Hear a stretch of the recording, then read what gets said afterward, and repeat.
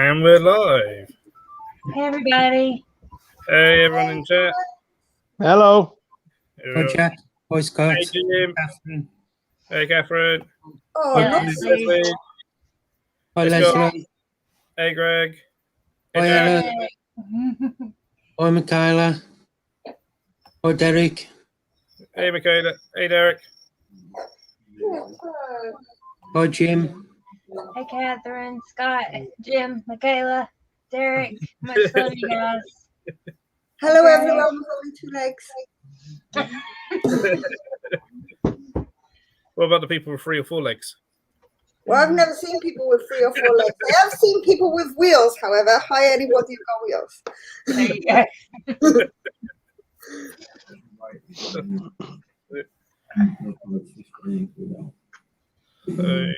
No reason. So give him just a minute just to get in, but it looks like we've got a fair few. Yeah, let me. But tonight we are being joined by Jamie of Norwich Reptile Shed. And we've got Hello. him until 9. Jim says it's not past 9, so he doesn't have 3 legs. Hi, Paul. So Oh, once it goes past 9. Hey, Paul. Yeah, once it goes past 9, anything goes. That's when Jamie's running. That's it. Yep. Hey, Leah. Hi, Leah. Hi, Leah. Yeah. Oh, Jamie, welcome to the stream. Is this your first live stream you've been on? It is. Yeah, definitely. Thanks for having me. Yeah, it's the first time I've done anything with anyone, I suppose. Yeah, just normally me in my shed pointing my phone at me and yeah, just me and me. It's great. That's it. I suppose, well, how did it all come out then? Starting like your channel, what's your background in reptile keeping and stuff, and then Yeah, so my background in reptile keeping came obviously when I was a child. Got into always had snakes. It's mainly always been snakes. Obviously, it's a little bit more diversified now into a little bit of everything in the shed. And sort of long story short, really, in terms of the channel, was basically I've always had a reptile room, or I've always kept reptiles at home. And then when we moved up to Norwich 2.5 years ago, the sole purpose for moving up here was to have enough space to house things outside and build kind of zoo quality enclosures. And as I was building it, a few of my friends sort of said, maybe, we should film this and, show people what we're doing. And I just, it was something that was always lingering in the back of my mind as I was building this thing. After I built a few enclosures, I thought, do you know what, we can, let's show people how I do it. Let's just sort of vlog what I do and just see where it goes from here. And that's pretty much all I do. Is I'm not trying to tell people how to do stuff or, break molds. I'm just sort of trying to show people that I'm building big enclosures that aren't breaking the bank and are completely DIY. And I'm kind of enjoying doing it now. I've been doing it for almost a year. And now everything I build, I make sure I've got a camera pointing at me. So that's kind of how the reptile channel started anyway. It's just growing from there. I think that it would be quite cool to build it up a little bit more and just as I build more and more stuff, I'm just pushing what we do with how we keep our animals, and that's kind of the whole focus behind that. Everything I do. No, that's absolutely brilliant. I mean, yeah, I think I found your channel. I think through Instagram. I think we started speaking through Instagram, didn't we? And I think that's how I first found you. Like, I was just suggesting. I was sort of one. I used to go to college, just outside Norwich, so I know Norwich fairly well. And then it was like put 2 and 2 together. That I have a lot of friends in Norwich, and then reptiles is like that came. I was like, oh, I might as well follow. That's it. Yeah. I think your enclosures, like, okay, these look really, really cool. So, Cheers. until you got the YouTube channel, and I thoroughly enjoy your channel. Oh, thank you. Thank you. Wait, the link should now be in the chat for everyone to go over and subscribe and check your channel out. Oh, and Chrissy just put it in as well. That's right. You can't miss it.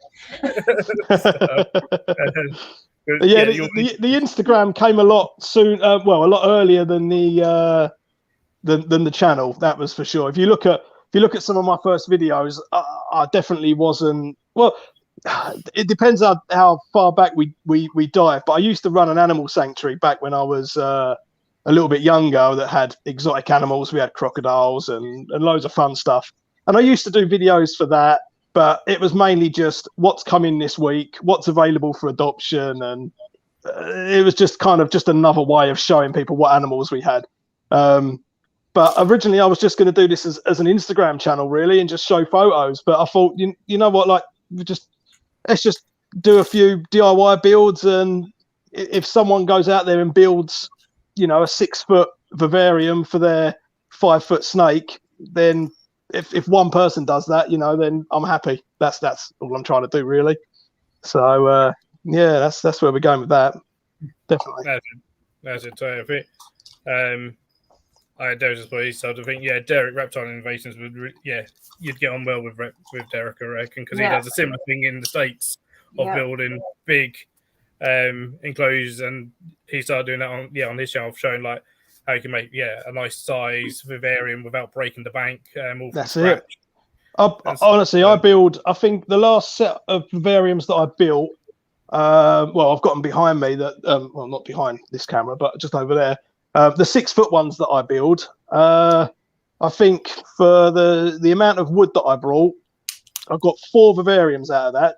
2 6-foot vivariums and 2 4-foot vivariums, and it's cost me less than buying a vivarium from the shop. It's so that's what I'm trying to do. I'm not trying to show people how to do it on the cheap. Just don't be scared to go big. You can't buy. It's quite hard to buy 6x3 by 2.5-foot enclosures, or that one I've got behind me, the ball python one. But it's not as scary as it looks. When you're building these things with just plywood that you buy from Wix or B&Q. That's it. All the highlight Jim did put up about can we talk about the sexy royal enclosure behind you? Which, it is a sexy enclosure, I must admit. It's a year old now, would you believe? And it's still not got an animal in it. That's crazy. This has been an emotional roller coaster, this vivarium behind me. Definitely. I can talk about that if you want. Because royal pythons, one of the most popular snakes kept. Yep. Probably, both in the States and the UK, and probably worldwide. So, there is a lot of people that keep them in a rub, in a rack, and that's it. Yep. Sort of thing. Yeah, that's it. A lot of people that, even kind of boohoo all this, when a lot of us are going along the lines of that they are semi-arboreal. There's a lot of research that shows that they're semi-arboreal. So a lot of people are still like, look, they're not, and really, really sort of steadfast in like, look, they only do well in a plastic box with no light. It's awful and strange all at the same time, isn't it? How the tiniest little fact was taken from right up in the wild, about them living, about seeing. Not even about seeing multiple royal pythons, because up till recently that's been quite a no-no as well about cohabiting. That's it. But it was basically I've read this whole paper. Obviously, I didn't, but I've read this paper, and a royal python was in the termite mound, so that must mean that it will live in a rub. Also in that termite mound was AKAC monitors and monocle cobras. So do we keep AKAC monitors in rubs? And also, these termite mounds are taller than my reptile shed. So that's it. A lot of people don't realise sometimes that a termite mound may be 6 foot, 8 foot, 10 foot tall. That's exactly it. Yeah, and the actual viv behind me. The reason why I wanted to build this shed, it was my vision always to have a big enclosure at the end.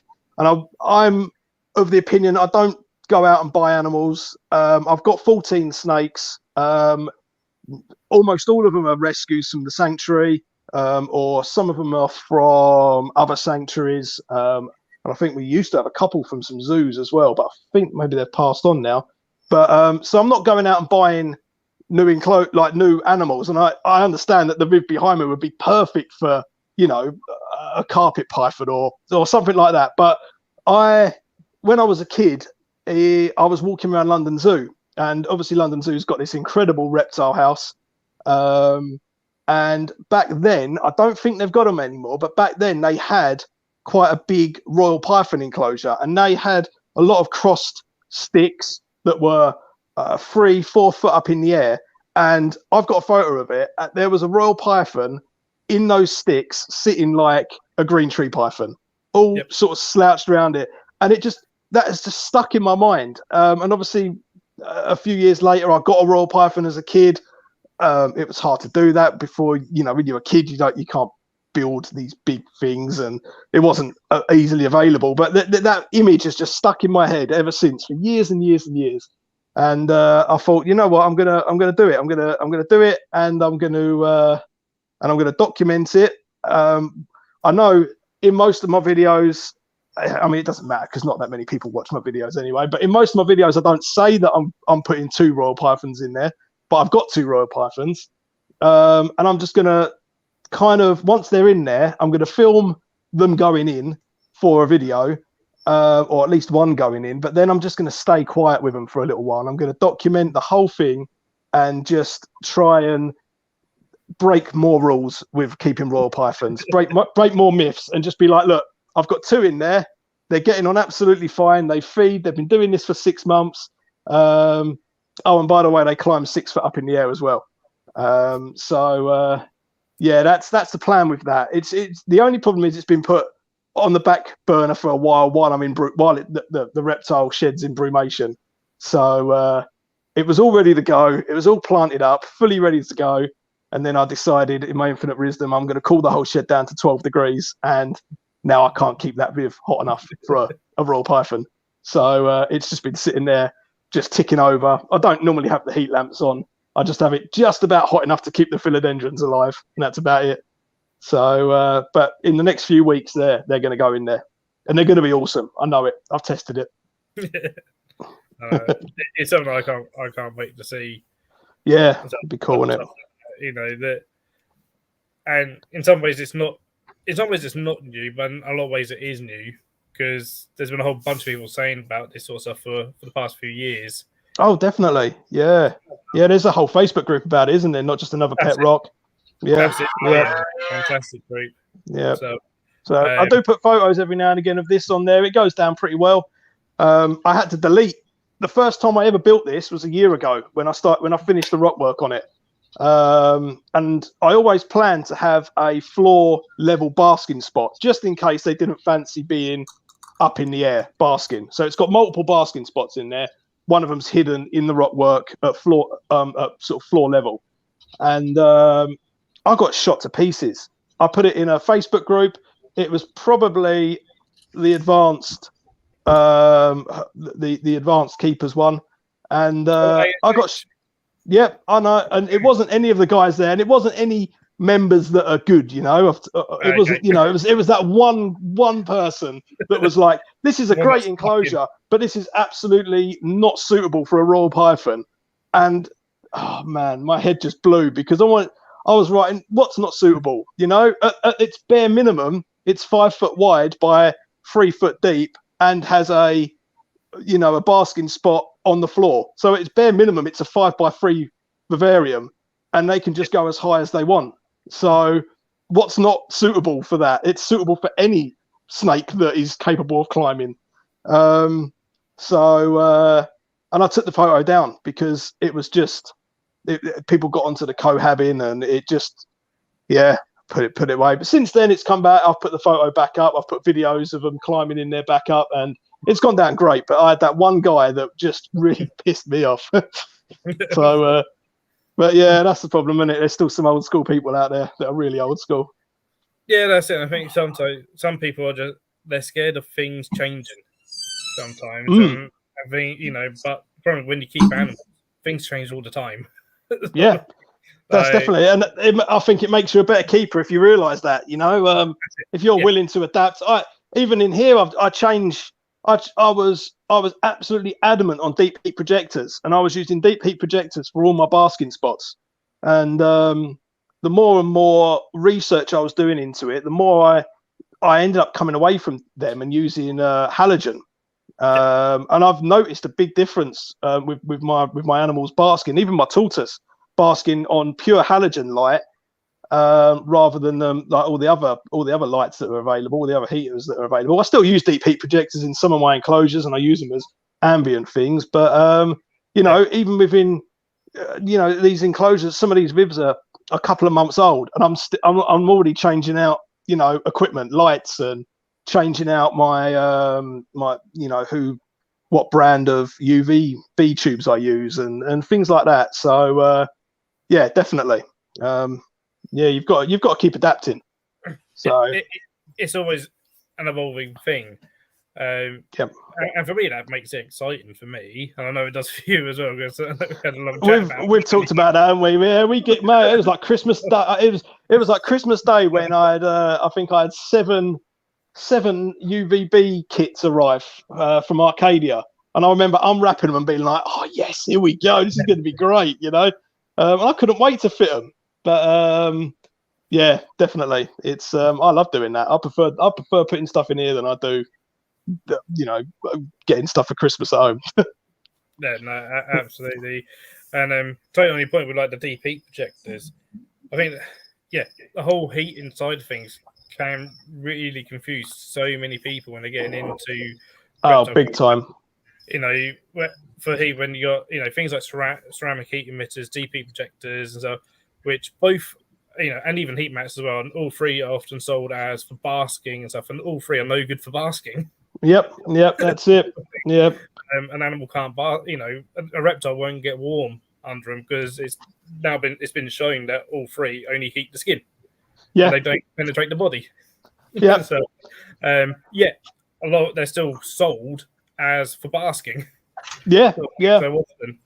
And yeah. So, I remember, the deep heat projectors were sold as God's gift to reptiles. They were like groundbreaking, the best thing you could possibly put in there. And I brought about 5 of them in one go and just put them in every viv that I could. I was out with my person, like, look at these, and put them in. I was like, oh, yeah, that feels so nice, so warm, Yeah. And then I think it was Roman Mirren and Francis Baines between them came around like, yeah, they don't produce any infrared A sort of things, so they're not penetrating. They're not penetrating past the skin. And then, but then I was standing in here, and you can see some in my videos where I change after I've seen. Maybe I've watched like a JTP video or something, and I start. You'll see that some of them I'm putting deep heat projectors in. Then other times I'm like, no, you've got to go down the halogen route. Halogen's amazing, and I'm like, this is because I've just learnt this. And it makes complete sense, doesn't it? Once someone tells you that sort of thing, you're like, oh, of course that's right. I sit outside in the yellow sunshine, and I feel amazing. Why would my reptiles not be like that as well? So you feel that tingling in your muscles.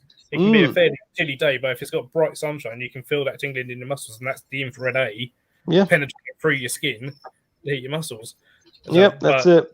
These are like your non-light emitting heaters like ceramics and heat mats and deep heat projectors. It's a lot of infrared C that they're good for ambient, but that's about it. But that's when it starts getting complicated, doesn't it? Because I get a lot of people that message me asking advice for setting up enclosures, and obviously having a halogen basking spot is ideal, but you don't want that on 24 hours a day. Then you end up with having ambient stuff, and then you're trying to tell people, well, you've got to, if your room gets that cold at night, or that animal wouldn't see a temperature drop to your room temperature, you've got to put another heater in there, and then it gets really complicated, and it's just it can be a minefield, and I can see why we were putting animals on heat mats and mat stats back Oh, yeah. 20 years ago before YouTube was a thing, because this information just wasn't as easy to find. Well, when I first started keeping, my first reptile was a leopard gecko, and back then, I'm talking sort of 25 years ago, and the standard thing was leopard gecko only needs sort of a 1.5 to 2 foot long viv. Put a heat mat in it. Doesn't need any lights whatsoever. Put a little hide in there. Put a little water bowl in. Bit of sand. Jobs are good. That's it. Bit of calci sand. Calci sand and a nice hide. Yeah. Lucky we never done calci sand. Somehow we managed to miss calci sand, which I'm so pleased we never ever done. Yeah, I bet. Yeah, definitely. Somehow we managed to miss it. I think a lot of it was actually Mum was like, "Oh, I don't like the colours of that. It looks absolutely gaudy because there's all luminous pink." Oh, it's crazy, isn't it? Yeah. And stuff. That's nice. We'll stick to bird sand. Bird sand and stuff. But it's strange, isn't it? Because it's almost getting easier to make it more advanced. It's getting easier. So my leopard geckos are on like a mix of play sand, topsoil, that sort of thing. That's cheaper to buy that. I've got tons of that in the back garden in bags, and that's cheaper to buy than going to Pets at Home and buying calci sand. And it's just it's amazing. It's amazing. But nowadays we know so much more in terms of that. One, that leopard geckos do come out during the day and not nocturnal. Yeah. They are seen out during the day. They're seen in really moist environments. Yep. So I've seen photos of don't know if you know of what's Ben Owens of Captive and Field Herpetology. He's taken photos of wild leopard geckos in India, and all around it is just sphagnum moss, essentially. Yeah, wet. Absolutely, he said it's the most moist area ever. He was like, "There's no desert to be seen in this area whatsoever. It's in a forest." Wow. I've got a leopard gecko enclosure to build. Actually, that'll be a project this year. But I've got 2 females that when I was working at Sea Life Centre or Sea Life Adventure in Southend, I did a year as a reptile keeper there. And one morning I was cleaning the female, the pair that they had out, and I sort of stood there for a few minutes and was looking, and she laid eggs in front of me. So I took them home and I incubated them, and I've got 2 sisters, and I've had these 2 sisters ever since, from birth. And one of their, I haven't done too much on the. If you've seen any of my, if anyone's seen any of my videos, on one side of my wall, I've got a clear view what's going on. Everything's in 6 foot. So I've got the boigers, and but the other wall is still a work in progress. And the a 4x2x2 is earmarked there for. I'm going to build it out of plywood. I've got the plywood sitting over there, but that is earmarked for leopard geckos, for my 2 leopard geckos.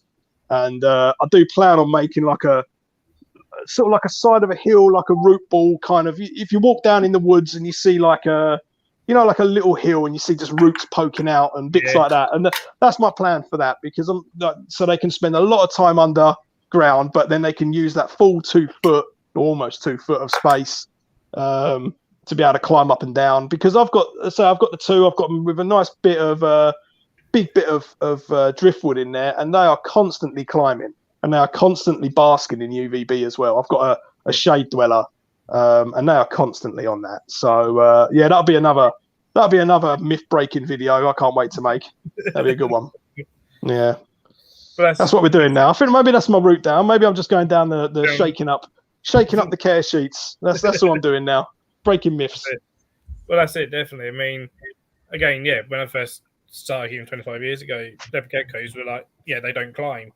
When I last on the leopard gecko enclosure, which was at the park a few years ago, we had an old leopard gecko that was donated, and ended up putting that in. It was like 3 foot long, as nearly sort of 2.5 foot high, kind of 4.5 feet.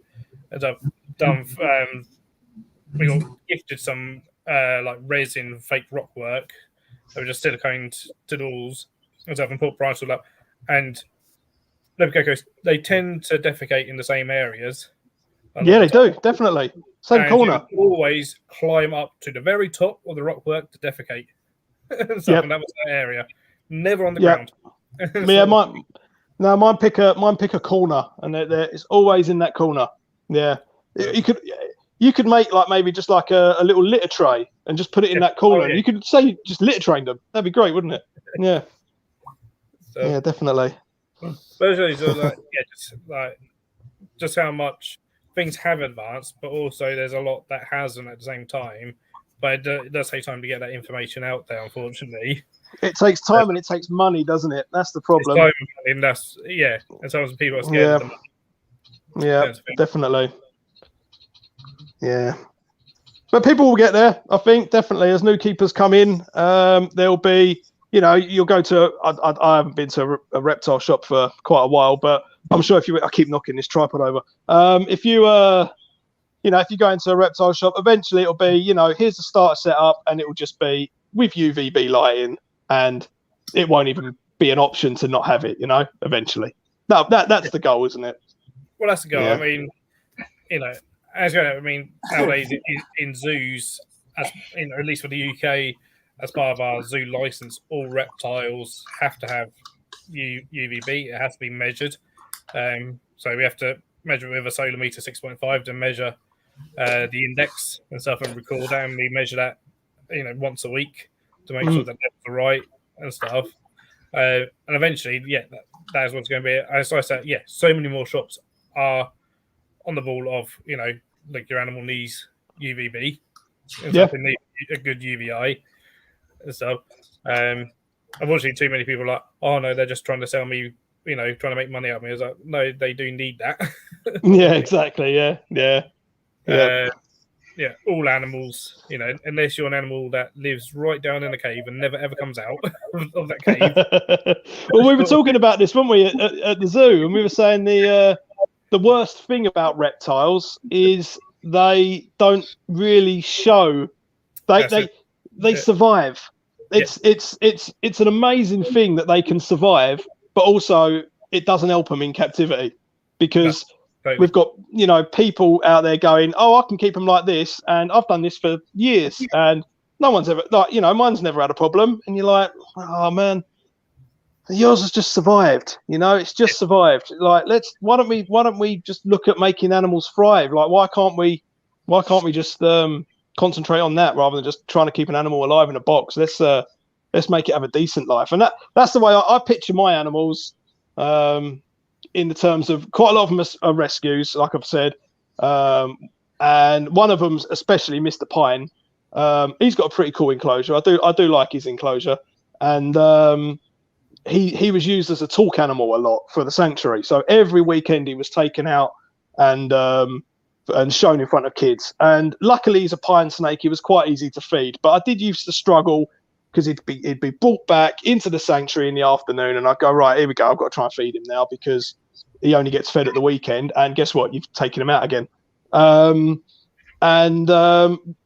convinced the owner to let him come home with me, and now I see him and I'm just like, dude, you need an awesome life. You've had, you might have cured a load of phobias for kids with, and adults, and let people handle you because you're a gentle giant, but dude, you need to have a decent retirement, and that's why I built, that's why I wanted to give him as much space as I could and just let him live his happy little life out in peace now.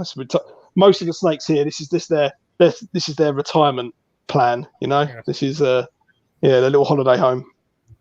Yeah, so, and that enclosure, that's what I mean, and that does it really cool, but also simple to do. 100%. It's not a difficult. It all is simple, and like I don't have an arty eye for this sort of stuff at all. And but I get most of my stuff from woodland. I've been quite lucky that round by me there's been a woodland that cut down a ton of oak trees, and I'm just like, man, this is great. This is amazing. Yeah, 100%. Like I just go there and fill my van up full of like cut down oak trees, and I found a load of root balls as well, and like and stumps. And that mixed with a bit of tile grout and some polystyrene, and then some play sand and topsoil, and and we're away. We've made a zoo quality enclosure for nothing. So yeah, definitely, it is fun. Does it so? Well, behind you got the raw Python Viv, which you've done the rock work in. So is it? Do you use expanding foam, or is it just polystyrene, or which? The rock ones that this one is 100% polystyrene, and I just layered it all up in different sort of configurations, built kind of squares out of it for the corners, and boxed in the lights and things like that, and then just covered it in, I think, four layers of tile grout on this one. And I built this a long time before I started videoing. And I used to have a video of me trying out a YouTube video, standing in front of it, looking like an idiot, just talking about it, just sort of going, this is what I did, and this is how this is. And then, so that was my first ever go at doing it, that and my hognose one. But yeah, and then ever since then, I tried the other two big ones that I did, the Taiwanese beauty snake and the northern pine, because I had so much cool stuff from the woods to pack in there. The background just used to have, although it's got a couple of ledges, and one of them's got a moss box that I've cladded with rock work as well. But it just had to be visually pleasing. So it's almost one sheet of polystyrene that I kind of carved in big grooves, and then just covered it in tile grout.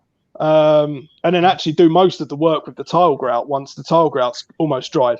And then the difference between that one back there and the two that I built after that is that I now varnish them with a polyurethane varnish, just to give them a bit more of a shine. And but yeah, the one back there hasn't got that, and I was tempted to do it, and I'll just look at it and go, man, just give up. It's taking you a year. Give up. That's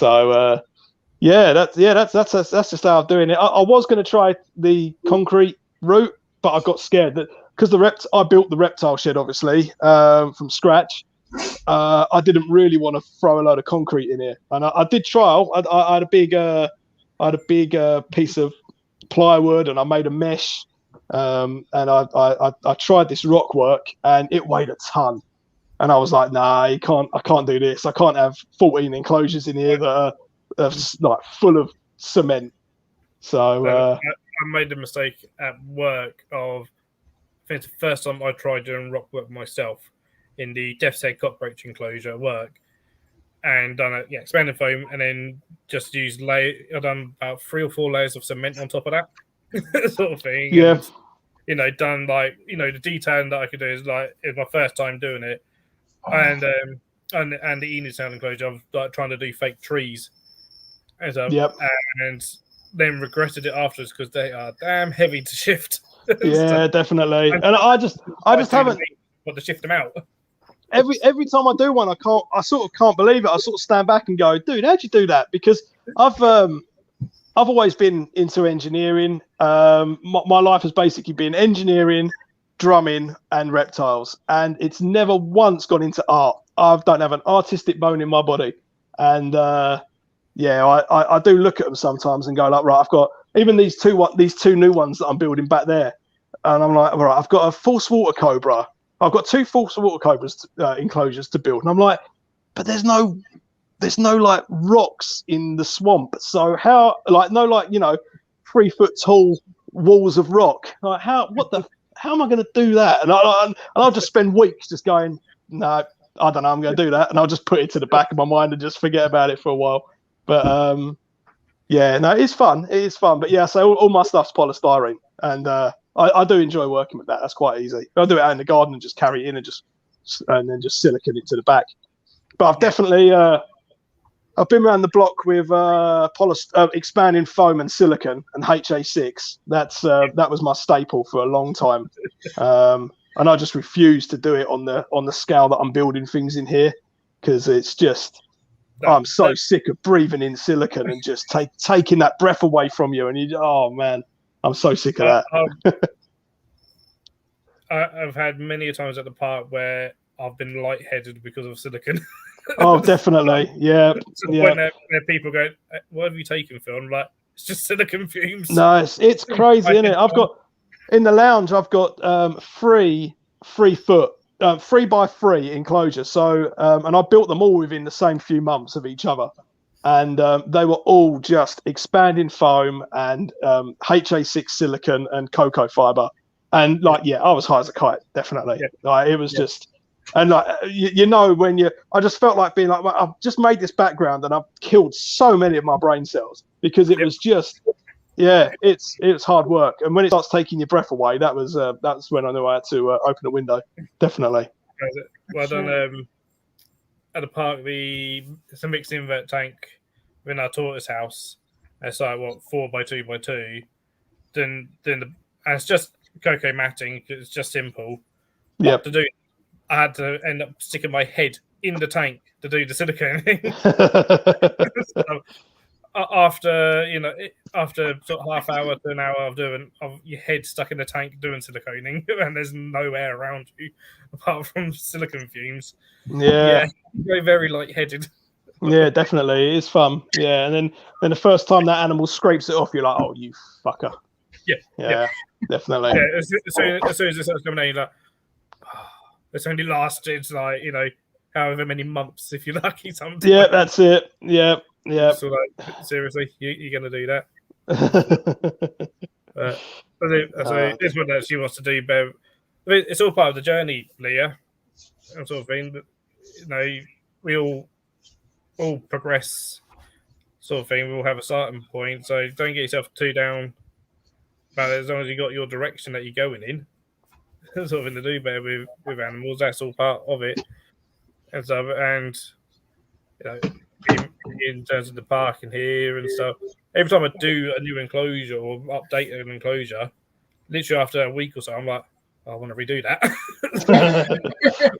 I've now learned that same with you, I've now heard this, I've now learned this, I've listened to this podcast on this, I've now read this paper on this or whatever. And you're like, right, I want to change this again.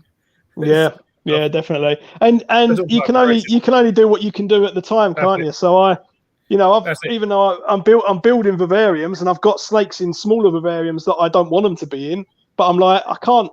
This isn't a full-time job. I can't.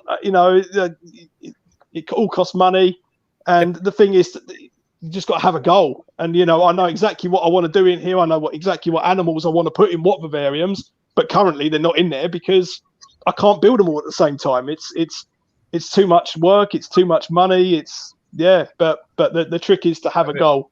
Yeah, that's it. Yeah, especially as whereas Jim put, one of the biggest things, especially with reptiles, it's the electric bill. Don't get me started on the electric bill. Oh my god, yeah. Everyone's chatting about it in the chat at the moment is how much electric it costs them either a week or a month and stuff. Because oh mate, I can be open about that if you want, because I am not enjoying that right now. So our house electric bill. I don't know what the reptile room itself is using, but we're about £250 a month. It's not particularly cheap to keep all these vivs running. And the thing is, it's not just the heat, is it? When you're trying to do things, with having plants going and providing all the UVB, this stuff is just eating up electricity. Having all the LED battens running in my vivs, and having all the UVB running in my vivs, you're still looking at over 100 watts per viv before you've even added a heat lamp to it. It's definitely it's something that I never took into consideration. That's for sure.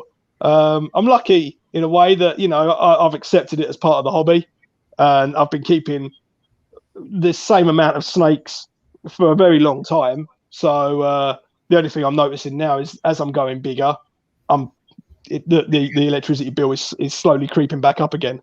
But that's one of the reasons why I did the brumation in here for 2 months, because I just wanted to see what it would be like if this room wasn't running as hot. But because we ended up taking quite a lot of animals out of here and taking them into the bungalow, I'm still heating tons of animals and lighting tons of animals. And I'm still lighting the vivariums in here because I want to try and keep the plants alive. It's it's definitely comes with the hobby. It's an expensive part of the hobby. Is paying for the electric. Yeah, no, it definitely is. And I mean, part of that is sometimes how you progress is like, yeah, a lot of us start with, whether it be a snake in a box or a lizard in a very basic viv and stuff. And then as you progress, and then it's like, okay, instead of spending money on more animals or whatever, you then start spending the money on more electricity and more electrical items and stuff, more more lighting and stuff. I mean, again, going back years, the way you used to keep anything with, just bearded dragons used to be just heat spot one end of the enclosure, UV at the other end of the enclosure sometimes. Thing very separated from each other. Why did we do that? when man. What? They're combined in nature. The sun it's not separated. They should be, as near to each other as possible. You're like, oh yeah, of course. Yep, that's it. Yeah. And then obviously, you had the T8s, which weren't much good stuff. Then of course the T5s came out, which are fantastic. So, and then again, quite recently with sort of the plant lights coming out, the LEDs and stuff, and they came out actually. We've got the infrared, we've got the UV, but what about all the spectrum of light in between? All the visible stuff in between, yeah, definitely. But they're juicy. I've got the 90 centimeter jungle dawn. I don't run jungle dawns or anything like that out in the reptile shed. I'm using LED battens, and then I kind of pick plants that can tolerate more shade. Because if I run 90 centimeter jungle dawns out in all of my enclosures out here, my electricity bill would be crazy. I think they're about 55 or 54 watts, something like that. So then they're around like 80 quid to buy. yeah, exactly, and that. Yeah, although I do like, like we say, we do like unpackaging like fun reptile equipment. I don't. If I ever had to unpackage 8 of them, I'd be like, mate, you've messed this up, haven't you? You've made a mistake here. But so I swapped out the jungle dawn for a £15 light from Tool Station, and that seems to be doing okay. Seems to be doing fine. I'm going to use it in all of my vivariums. I use 3 currently, and I'm just going to carry on using the same thing. Everything's just the same spec. Oh yeah, I mean, I don't know. Are you aware of Sam Parrott? I know Sam Parrott. Yeah, we've never spoken, but yeah. I met him a few times. I remember we'd done a talk at the West Mid Society, and I went along to it, and he's going on how he does his enclosures and how he does his, his backgrounds, this, that, the other, and lighting and stuff. And he's got an electrical kind of background. And so, I mean, he showed, I want to say it's possibly Desert Iguana. When he uses LEDs, he uses LEDs that cost £1. Yeah. Put in, and they're just as good, but you have to wire them in yourself and stuff. But he can do it because he's an electrician. Yeah, he's got an electrician. Yeah, so he's all, and it's all really neat. And it's like, that's so good. And top of his VIP, and there'll be like 10 or 15 different lamps in it. Yeah, yeah. I'm still at the I don't do much else than turn the basking spots on before I turn the main lights on. I haven't gotten into making dimmer stuff or anything like that, but his work on his dimmer set that he's doing is it's incredible. It's incredible. And I do electrical engineering as well, and I know exactly what he's what goes into what he's making, and I just, oh man, I'm still using plug-in timers. I leave all that engineering at the door of the reptile shed when I come in here. But but yeah, no. I've gone off track now. What was I talking about? But yeah, no. So I just use these LED battens, and they've been absolutely fine. But yeah. But that's it. I mean, with the LEDs, I mean, yeah, Jungle Doors and New Dawns, both of those products are fantastic, and they're great for people that want that convenience of I tend to, because electrical stuff goes over my head of how to wire up stuff and all this at the other. Yeah. That's what I was going to say. Yeah, because obviously the LED battens that I use do come with a bare end, so was umming and ahhing when I was filming that whether or not to show me connecting that, because I've been fixing lifts for 15 years.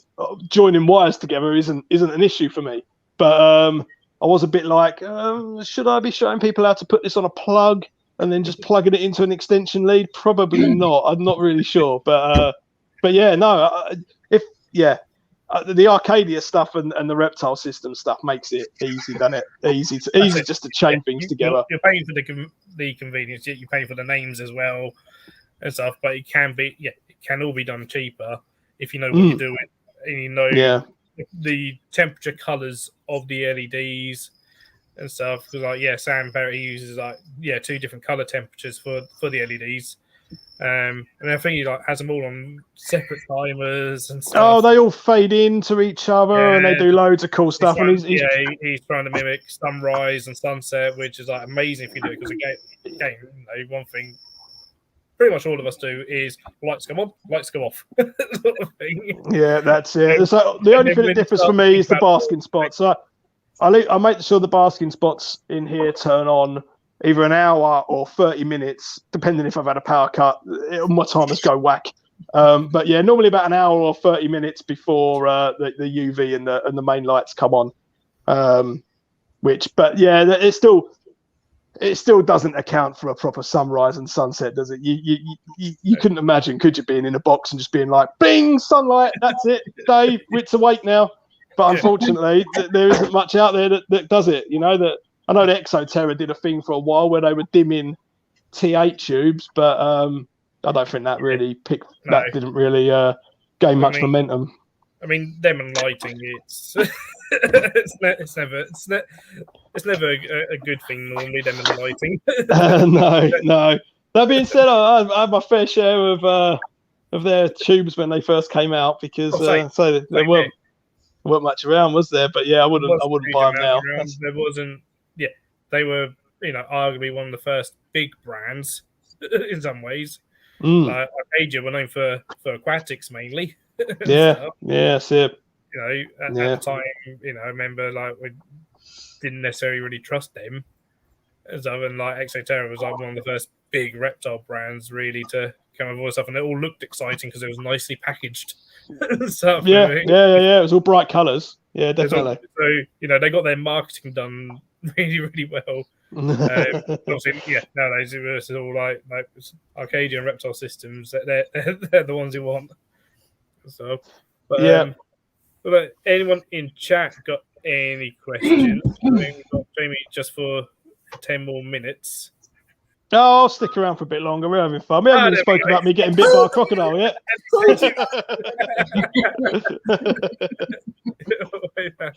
We've done some fun stuff in the past, man. I've never really spoke to you too much about it, but I've done animal handling in films, and I've done. We used to have crocodiles, so I've got a few. Yeah, we used to play about with crocodiles at the animal sanctuary and at the Sea Life Centre. So yeah, definitely, I've done loads of fun, cool stuff. But I'm happy to answer any questions. That's for sure. Yeah. Anyone in chat that has questions for Jamie, do put them down. We'll put them to Jamie. Do you guys have any questions for Jamie? Nah. I'm listening. So you're saying, how long did the build behind you? How long did it take you? You said a year. It's been a year since I've got some photos of the original polystyrene rock going in February last year. So it has been almost a year since I did it, and I set it all up. I knew who was going in there, but I set it all up, and at the time I didn't have I don't think I had the money, or I was a bit worried about the size of the glass doors that were going in there. And so I started building some other enclosures and put that on the back burner. Then over the summer, I had a load of ants in there. Phil, I think we spoke about that, didn't we? I had ants in there. I saw that video of you then having to take out all the substrate, all the plants. It was so nice. And then I was like, I felt for you. That definitely. Yeah, man, because it's right next to. So right down, if you haven't seen, right down in front of this. So to work on the Royal Viv, I've got to stand in my tortoise enclosure. So my Herman's tortoise actually has a floor level run inside, and she goes through her own door in the shed, and she goes down a ramp, and she's got a section of the garden as well. So that the actual her access door was really close. I mean, it's about 2 foot away from the Royal Viv. And back then I didn't have any glass, but I had 6 inches of substrate in there, loads of plants, and I was just going to let it just grow for ages and worry about the glass another day. And I just came in one day and I just saw a whole row of ants coming in there. And I lifted up the big root ball that I've got in there, and there was thousands of them, eggs and everything, and I was like, no. So, yeah, dragged the whole thing out and emptied it, and then just gave up with it for a while until I really gave myself a kick up the arse, put glass runners on it, put the glass in there, and now it's completely sealed away from hopefully any ants. We'll see, because we've still got we haven't been there. We haven't had a summer yet. So this summer, if you see a ant invasion part 2 come up, I'm in trouble again. Yeah. Jamie, So yes. What's your dream animal to own? What's your dream reptile? For me, I'd probably go down the and I'm going to end up getting one in the shed eventually. It'll be I really like my small vipers, and I really like my rattlesnakes.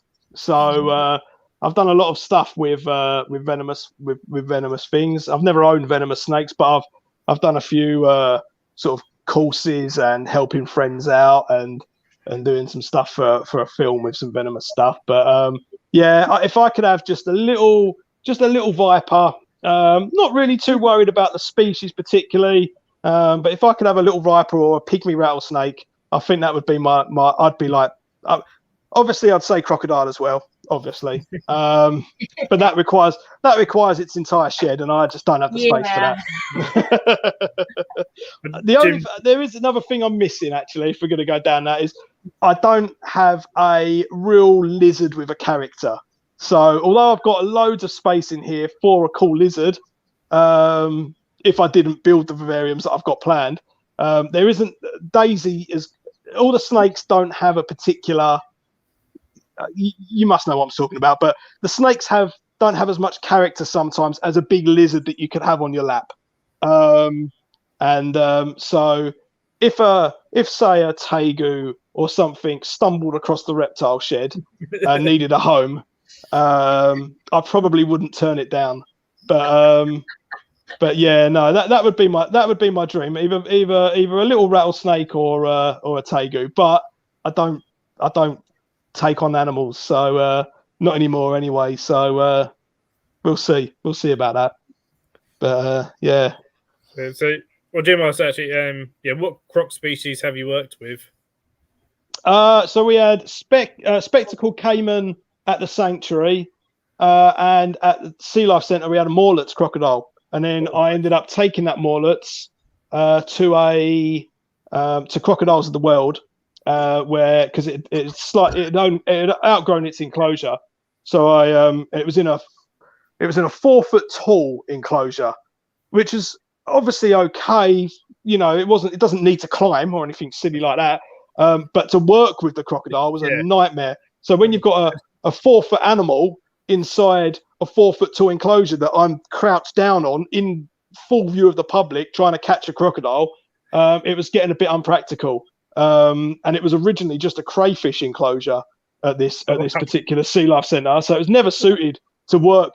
It didn't have anywhere you could put a box to it and target train it or anything like that. So it was just going in there with a broom and catching a Morlot's crocodile by hand and in front of people. So and I swapped that for we ended up swapping that with Crocodiles of the World for a Cuvier's dwarf caiman, which is far more suited to a Sea Life Centre. A Morlot's crocodile, I'm not sure someone looked into maybe how big they grow. So I very much pushed for them to swap that out for a sized animal that was better suited. So that and that. I don't think. What did we do? We went and played with some crocodiles at a farm in South Africa. So that would have been yeah. So that was them.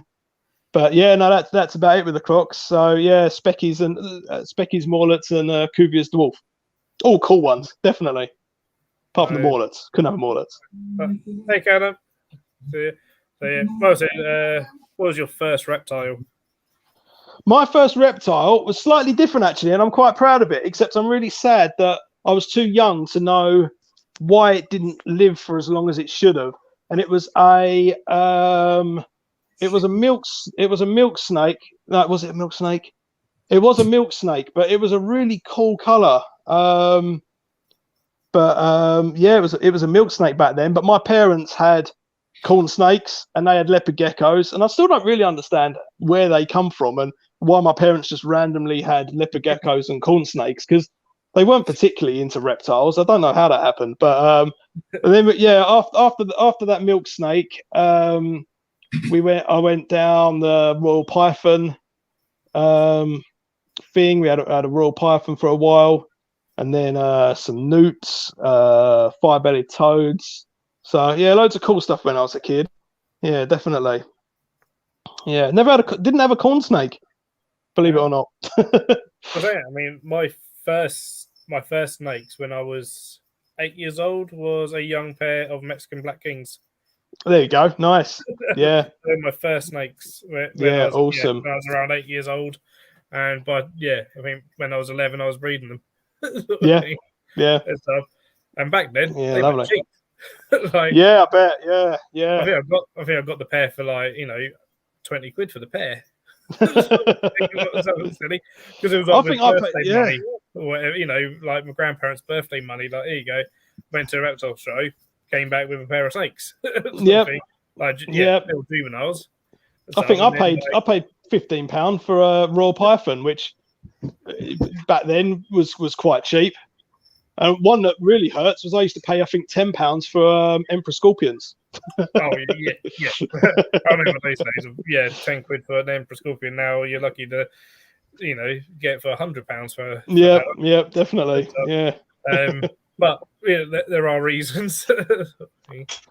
Yeah, definitely. Yeah. So it was that, and I actually stopped keeping reptiles for a while I was when was I? I think between sort of college and getting my first, getting my first full-time career, like when I went into lift engineering, I just convinced myself that I didn't have the time to look after animals. And I had one snake at that point, and I brought it from a shop. A couple of weeks later, I took it back to the shop and said, I don't have the time. I don't really know why I did that. I don't know why I was thinking like that. Especially now, I'm working harder than ever, and I've got even more snakes. But and then I got back into it. Got back into reptile keeping a few years after that, I suppose. And then when after I ended up sort of joining forces with this animal sanctuary, it just went nuts. Anything that was cool that came in, I was taking home, and any cool rescues, and going to help with moving an emu, or going to the animal ark at Heathrow and taking in some servals. I was just all over that, and just keeping animals just went straight back to the top of my priorities list again. Yeah. Yeah, no, absolutely. I mean, I was sort of the same of like mine. Sort of really, sort of exploded from about the age of 18. It kind of got big before 18. Then at the age of 18, of being able to drive and having a job, so then suddenly I've got spending money. It was far too easy to go and drive to a reptile shop and come back with something. Oh yeah, definitely. Yeah. And there'd be all sorts, sort of coming in, because but I brainwashed my parents into liking reptiles, essentially, when I was 7. So then they decided to build an extension for reptiles. Beautiful reptiles in, and they do, and they've rehomed a fair number over the years. and stuff. And then eventually I used to have my own shed as well. Because I snuck in a tarantula. My dad's arachnophobic, and I snuck a tarantula in, kind of thinking, never find it. My mum soon went, "This is a new enclosure here. What's this?" Saw that I had a little piggy rose tarantula there, and obviously went very angry at me about it. And then said to my like, "You either get rid of it, or you build it. You buy a shed to put in the garden, and you can keep spiders in the shed." I went, "I have a shed then." Yeah, nice, definitely. Yeah, shed's the way to go. No, my parents were all right with animals. Actually, they were never. I don't really remember ever having a problem. I remember they really got on with a few of the shops our way, some of the really good shops as well back then. And we used to just go there just for fun, just to go and look round. And they had no problems with any of them. It was just, I was like, look, you've got snakes, you've got lizards, we've got tortoises in the garden, we've got this, that, the other. You can have anything you like apart from tarantulas. Which, you look back now, like, it's, that was fair enough, really. Like, I had a lot. Yeah, definitely. As well, because I'm a drummer as well and stuff. I didn't know. Yeah, I'm a drummer. we don't talk drums. We should talk drums. No, we never talk drums stuff, but so it's like you've got all this, and yet you still. And I was like, but I'm 18, I can do what I like. Being a bit of a complete brat. Yeah. They look back like, I was an idiot, I shouldn't have done that. But it did back to me, getting the first shed that I had when I was there. And so, and there is something about having an animal shed. Yeah. The idea behind this is I want to walk in and I want it to feel like I've walked into a reptile house in the zoo. I don't want to feel like I've walked into a breeding center or somewhere where I'm just keeping my animals alive. I want to walk in and I just want to be able to, and I do it every now and again. I've got a drum stool out here and I just sit on the drum stool and I just look in the enclosure, and then even things like with my boigers. I haven't done too much filming with my boigers that I keep. I've got 2 adult cynias and 1 cynodon, and they're in 6 foot tall enclosures. And when it comes to feeding them or just watching them, they're always right at the top. They're always sort of 5-6 foot in the air, and they're just looking at you in the eye. And I'm just like, man, this is so cool. And I just love coming in and just seeing that, and that's that's the whole idea behind this is to feel like I'm in my own little reptile house in my own zoo, it becomes somewhere to escape to chill out. Yeah. I can't wait till I can put my tools away for good. 100%. It's gonna be great. It's just carnage in here all the time, 24/7. I don't even want to show you behind the camera. It's a mess. I was all like, are you really a keeper unless you don't have, bags of substrate all over the bloody place or bits of cloth about everywhere hidden and stuff. I'm staring at a sheet of polystyrene, 50 litres of orchid bark, and a whole load of cocoa fibre in front of me, and I'm like, man, where the hell am I going to put that? Like, I haven't thought too much about the storage in here. Well, over there, I've now got a box I'm attempting to make flake soil in. Flake soil? Yeah, for beetle grubs and stuff. And I'm like, I've got to keep this at 23 degrees when we're going to stick it. And so it's on the sofa. That's it. There's an area around there, and it's like, right, there's a bag of leaf litter here, there's a bag of this there, and stuff. It's amazing, isn't it? Yeah. It's amazing. And I'm very thankful for a very tolerant wife as well, because for a long time we had our centipede in the kitchen, and we had centipede and the sunbeat was in the kitchen. And I recommend having sunbeat was in the kitchen because you can just throw anything in there, scraps, and it is perfect for the grubs to eat your food. But yeah, we had some animals in the kitchen for a while, and but yeah, definitely it's crazy, isn't it? It's a fun life. That's it. Will's asked, hey Will, by the way, has asked a really good question about, how do you come up with the layouts for your habitats in terms of foliage, water features, etc. Well, funny enough, I normally talk to Will about that because he's my best friend. But I don't. I kind of I try to picture and do as much research into that particular area that the animal comes from. So the more vivs that I'm building, the less pothos I'm using. I'm trying to find plants that resemble more like what you would see in the wild. So the royal viv was quite hard trying to find plants like that that look like that, because although it's screaming for pothos, I was like, I'm not going to do it. But sort of just come out for the layouts of the vivs. I still stick to, one cool end, one hot end, and I focus on my basking spot, how I'm going to make sure that the animal has various levels of basking spots. I never plan in the water bowls. I'm so bad for that. I'll put tons and tons of decor in, and I'll have these massive logs, and I'll be like, and I've got the water bowl in my hand, and I go, oh crap, where am I going to put that? And I've done it with the Royal Python viv. I've got no idea where I'm going to put the water bowl. But I think it's just a thing. Like I do exactly the same thing. Like they always find that, and they're like, oh yeah, and they say, crap, where does it? I need to move this plant now or whatever. That's it. Yeah, yes.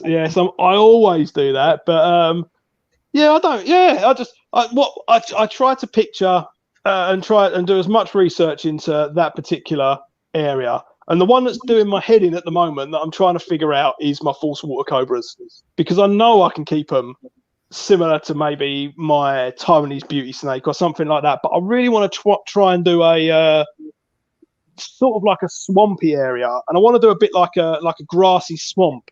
But I'm like, that's quite boring for a 3 foot tall enclosure. That's quite boring. So that's been a hard species to figure out exactly how I'm going to make that visually interesting, and I'm still not there with that. So if you see in the future that it's just a viv with a massive water bowl and some grass, I've just given up. But I do plan. I want to do like a big water area that I'm going to have a drain on. That I can drain it, and then I'll probably try and do maybe a waterfall or something, and keep some water moving in there. And I know they poo in their water bowls every time I fill them up, but that's just going to be what I do. But part of the fun. Yeah, that's part of the fun, isn't it? As part, I do kick myself every now and again, because I'm like, of all the reptiles that I keep, I've managed to keep 99% of them are colubrids, and I'm like, why have I made it so difficult for myself? Constantly scraping up colubrid poo. But that's it. Every time the Royal Pythons do a poo, I'm grateful. I like it. I don't mind it. I just got from Jim. Yeah, it's when your reptile chest starts to smell like reptile house at a zoo. That's the goal, isn't it? That's what we want. I don't really smell that smell anymore because I'm used to it like 5 days a week. Yeah, I bet, definitely. I notice if it smells slightly different, if there's suffered differently, like we could set up enclosure for the carpet python at work to finally go into a bigger enclosure, and when I've got a whole bunch of substrate, and it's my day off yesterday, so my colleague started putting the substrate in yesterday, and like she messaged me being like, put it in, but it smells slightly acidic, you might want to check it, sort of thing. And I walked in this morning, I was like, yeah, I can smell that. What's going on here? Oh, this is when I'm like this. This is brand new. That's strange, isn't it? Yeah, I love spraying down my vivs because I put so much natural wood in there. There isn't a fake thing in sight in my vivs that I build now, apart from obviously the background, the rock work. But when I spray them down, it just smells beautiful in there, and I absolutely love it. I can't explain it. It smells like, walking around the woods after it's rained. It smells really nice. Yeah. And I think that's a good thing. That's what you want it to smell like. You don't want it to smell like acid. That's for sure. Yeah.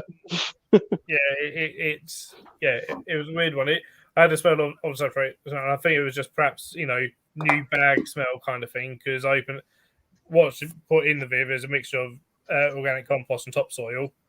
So the day smelled, grabbed the load and it smelled all right, sort of thing. But and then I opened up a new bag and I got a bit of it. I'm like, okay, it's this. This is smelling, a bit odd for something.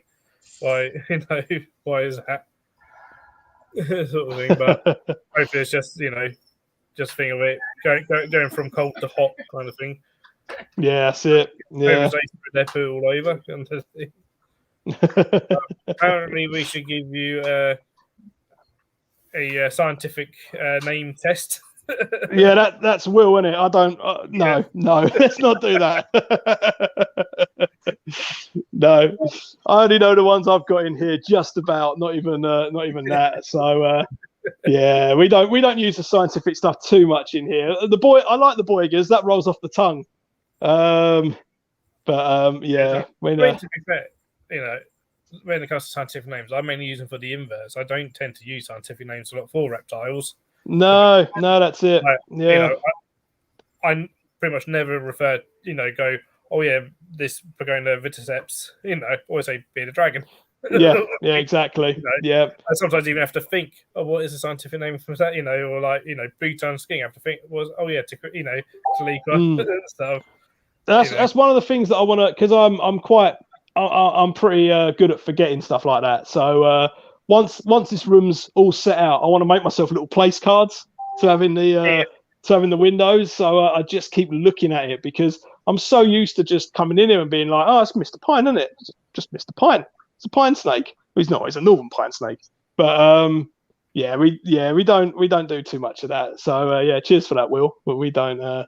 We're not doing scientific name tests. Maybe he just thinks I'm clever, just because I'm the only one of the only reptile keepers he knows. Well, we'll change his mind. Yeah, that's it. Yeah.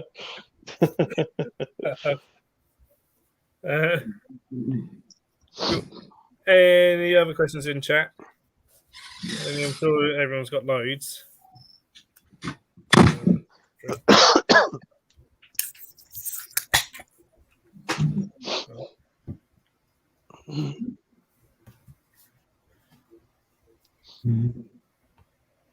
How big is your shed, Jamie? It's 30 foot long and it's 5 foot wide. No, it's not 5 foot wide. Of course it ain't. It's 10 foot wide. Yeah, 30 foot long, 10 foot wide. Nice. So yeah, it's a big old fit. It's a big one. Yeah, that's for sure. Yeah, we do sort of joke every now and again about like, because the house that we live in was never going to be our forever home, and I'm like, how the hell am I going to move this? Like, I've really messed this up. Like, we cannot. And I was thinking originally of converting a shipping container so I could just lift the shipping container out.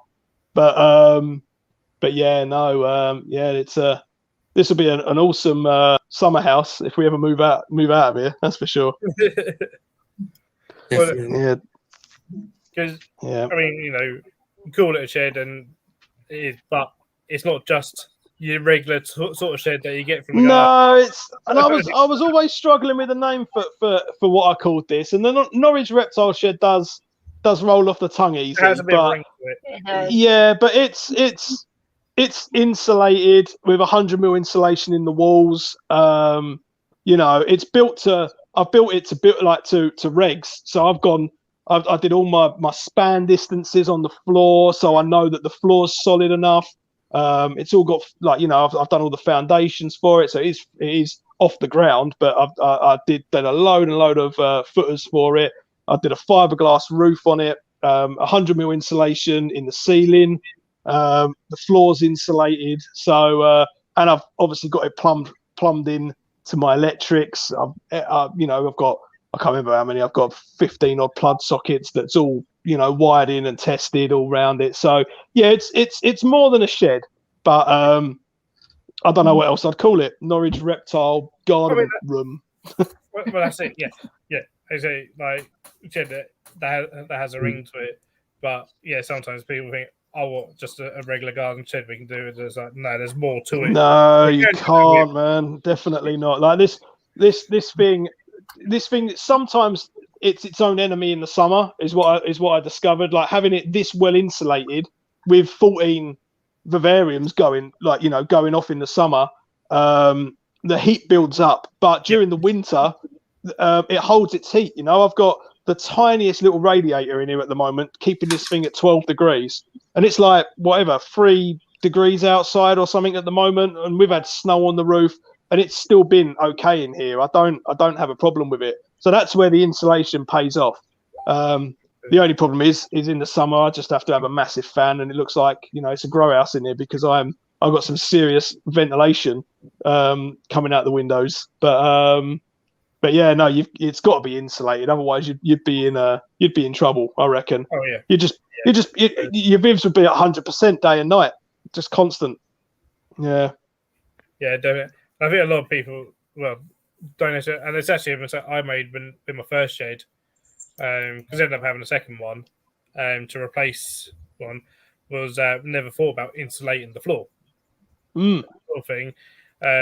That never got, it came to, again, it's back when I was like 18 and stuff. Yeah. Of course, didn't think about that. I spoke to people, and no one ever mentioned, like, oh, yeah, insulate the floor. And it wasn't until we'd done the second shed to kind of replace that one, and that one just to become a storage sort of shed. And then when, actually, no, it might have been, could be done in their garden. There's 3 sheds. One was my drumming shed. Sort of thing. And it was when we done that was the second one we done, and that was when someone went, oh, if you put this insulation in the floor, that was just going for the drums, it will help just not soundproof it, but take out some of the sound so it's not yeah out for if everyone around. And we're like, oh yeah, fair enough.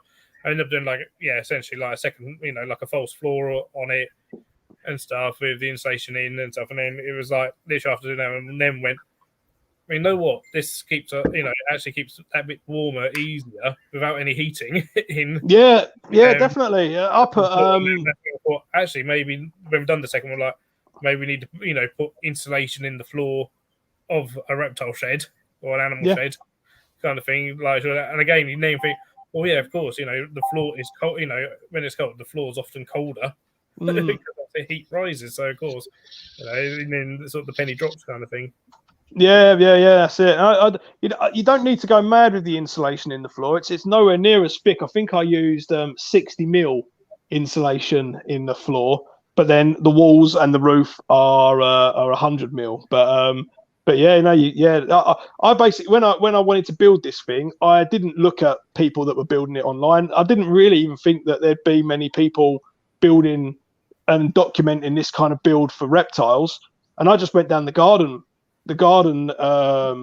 build route. I just watched loads of videos. There's a really good guy that went really into detail about the regs and stuff for building garden rooms, and I just copied it, and I learned a load of lessons along the way, especially with the roof. Will know that definitely. That bloody fiberglass roof was a nightmare. It's the worst thing I've ever done. But yeah, no. Just built it the same way you'd build a garden shed. And now there's tons of videos. I built this before lockdown. Well, I built this during lockdown. I ordered all the wood and planned it all out before lockdown. And now if you go online, there's millions of videos because everyone wants one in their back garden. So and suddenly everyone had the time to do it as well. Yeah, exactly. Yeah, I really panicked actually. I really struggled to get insulation during the lockdown just because of the lockdown anyway, I think. But and then I just made like one massive. I think I made the first wood order for the floor in this room was 450 quid, and I got it from Wix. I've got trade discount at Wix, so it's not I think my thinking brain on a little bit for that, but I bought it from Wix just as quick as I can and got it delivered like a couple of days before lockdown hit. And I was thinking, I never stopped working during any of the lockdowns, but I was thinking if I go into lockdown, I need something to do, and I'm just going to start building this shed. And luckily, I ordered it all before that because it was quite a pain in the ass getting timber during that time as well. But we just started building it then, really, and that was our little summer lockdown project. Yeah. Jim has asked, how do you heat your shed? You mentioned little radiator. Yeah, so I've never actually fitted anything properly in here. Yeah. For the first for the first, certainly all the way through the summer. And it's only really during the winter. This thing hasn't been running for ages, so I don't have loads and loads of, statistics on it. But throughout the winter last year, I had a tiny radiator on, and I don't use a lot of my vivariums. I was using just dimming stats on basking spots and not worried about the ambient temperature because it's all come out of my house. So just to keep the room at a decent temperature at night, I had an oil radiator in here just on barely anything. And now as I'm going through the more and more vivariums that I'm building, certainly the Royal one and the Boiger ones, they've all got nighttime and daytime thermostats on them. And they're actually helping pretty much keep the room hot enough during the night by just running themselves because of the insulation. But yeah, as a backup, I've got a tiny little oil radiator, and that's all I've done in here throughout the brumation period as well. I've got even smaller. I've got the tiniest little radiator I could find, and I've just hooked it up to a thermostat at 12 degrees, and it's barely ever on, and it just keeps this room ticking over at 12 degrees. So, when are you planning on coming out of brumation in the shed?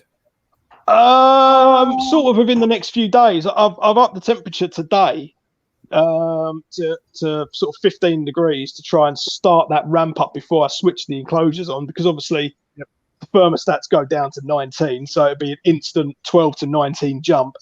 So I've ramped it up just today, just to start it, and then I think over the next few weeks I'm going to go around and just get things back on. So I reckon by next weekend I'll probably be back in full swing paying the electric bill. So Jim News always just hoping for cheaper solution. I don't really have any recommendations for that, because like I said, my one is just ticking, like barely even on.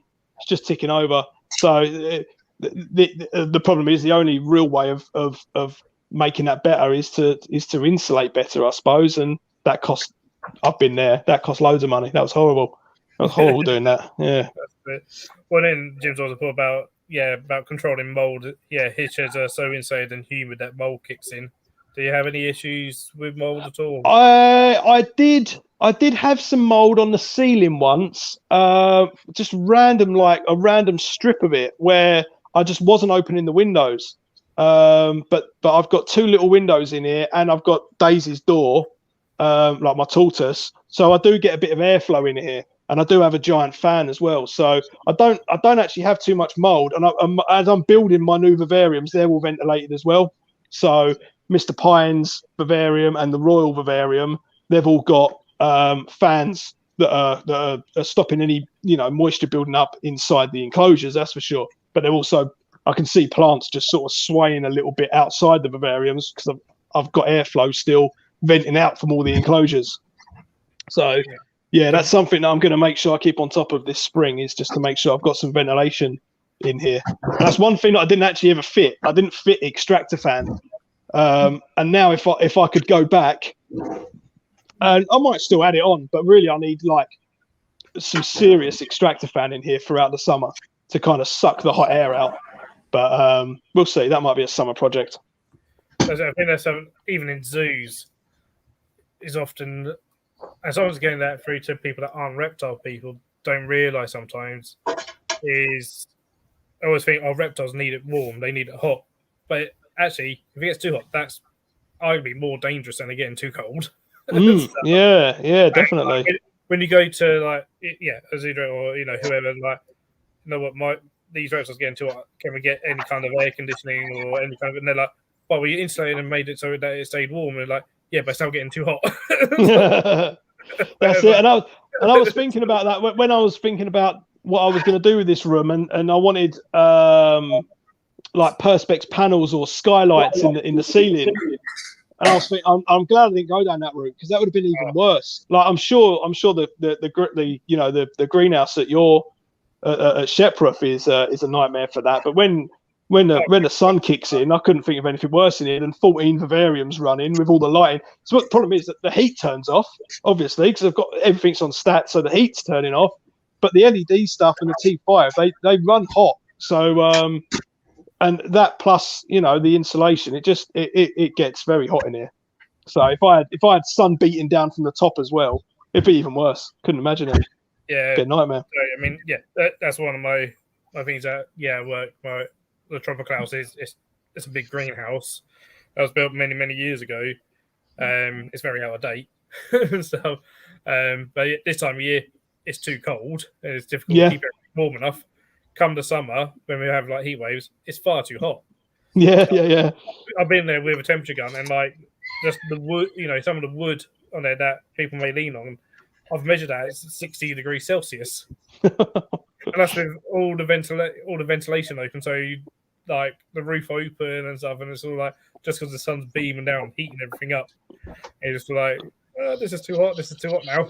So I did it. Yeah. Because like in the winter, I'm like, I need more heat. It's not warm enough. It's not warm enough. And they're like, and then come like, someone like, it's too hot. It's too hot. And they're like, Make mine up, Phil. Stop moaning. It's just like, hey, hold a minute, sort of thing. But it is one of those things. I mean, I remember years ago. I don't know. Do you go to reptile shows and stuff at all? I used to sell planted terrariums at Doncaster. But yeah, I haven't been to one for a long time. Years ago, there was one in Hertfordshire, our place called at Ware. Okay, yeah. We there once. It was an IHS one, and in there it was like middle of summer, and the hall had skylights. Right. And heat in there got unbearable. To the point that even like they actually closed. The traders themselves all went home early because they're like, our animals are at risk here. Oh bloody hell! So it was like, you know, open at 10, and by 11 o'clock, everyone was putting their animals underneath their tables because they're like the sun was beaming down. Oh, that's a nightmare, isn't it? I remember going to one that was too cold through glass, and it's like, yeah. I went to one. There was an Essex one. There was a couple of Essex ones back when I was younger, and there was one in a that were in like these weird little tunnels in Rayleigh. I definitely went to that one. I heard about it. My dad was there, and he was like, it was weird. I think he got put in a mushroom shed. Yeah, that's it. Yeah, mushroom shed. And then I went to another one as well that was like an indoor horse training place, and the floor was sand, so everyone was setting their tables up on this like sandy sawdust, and like it was freezing cold. Yeah. Yeah, maybe that's why I don't go to reptile shows anymore, because I've been to the really shit ones in Essex. Yeah. I think that surprised me because that was I didn't go to that one, but that was run by AKAC, wasn't it? Yeah, the Essex Reptile Amphibian Club, who, at least at the time, well, they're still going ended up, so heavily promote the likes of the FBH. I mean, the FBH is kind of null and void nowadays, but like we're very much like, you know, trying to be, you know, the best and stuff. And then they went and done a show in mushroom sheds. You were like, what the hell? Like, what are you doing? That's it. Yeah, definitely. But I say, I used to go to the Doncaster ones, but I want to go to more invert ones. I wouldn't go to a reptile one anymore. I don't really like seeing all the animals in the little tubs and stuff. That's not my thing. That's not what I'm about. But the invert show, I'm all over the invert stuff. So I will have to definitely next year. I will go to an invert show. Annoyingly, there's not one in Norfolk, but I'm gonna have to. There's Bedford. There's one in Bedford. I drive 1,000 miles a week normally on my job, so any more driving, I'm sort of like, oh no. But I could do Bedford. Yeah, I could do that. I'm gonna have to make the effort and go to one. That's right, the nearest one. Then the biggest one is BTS, which is Warwickshire, Leamington Spa. That's the biggest one. So it's like on the scale of Doncaster. Yeah. For inverts, the invert shows are great, and of course, as people that although you're Norwich Reptile shed, you do keep inverts as well. Yeah, I've got a few inverts. Endra, you've got some beetles. You've got millipedes. Well, I don't have. Yeah, I don't have the Scolopendra. I've got Ephastigmus. I've got the cheaper version. But I've got your millipedes as well as I end up buying a few from Martin French as well. Yep. So I've got young ones from you and old ones from him. So I've got a real nice collection, and they are just waiting to go in there. That's their home. So that'll be cool. I look forward to that. But there are only millipedes. But yeah, we've got a few. We've got an Asian forest scorpion. We've had that for years. That's Kaylee's, really, my wife's. And then recently I got a desert hairy because I've always had an aridy yellow species of scorpion, and my last one died.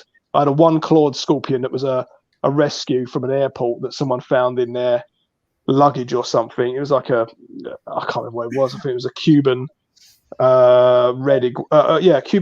Cuban red scorpion, and that was, we used to call it no, we didn't. What did we call it? Can't remember now, but it had one little claw, and that was awesome. It was badass. I didn't want to touch it because I wasn't entirely sure.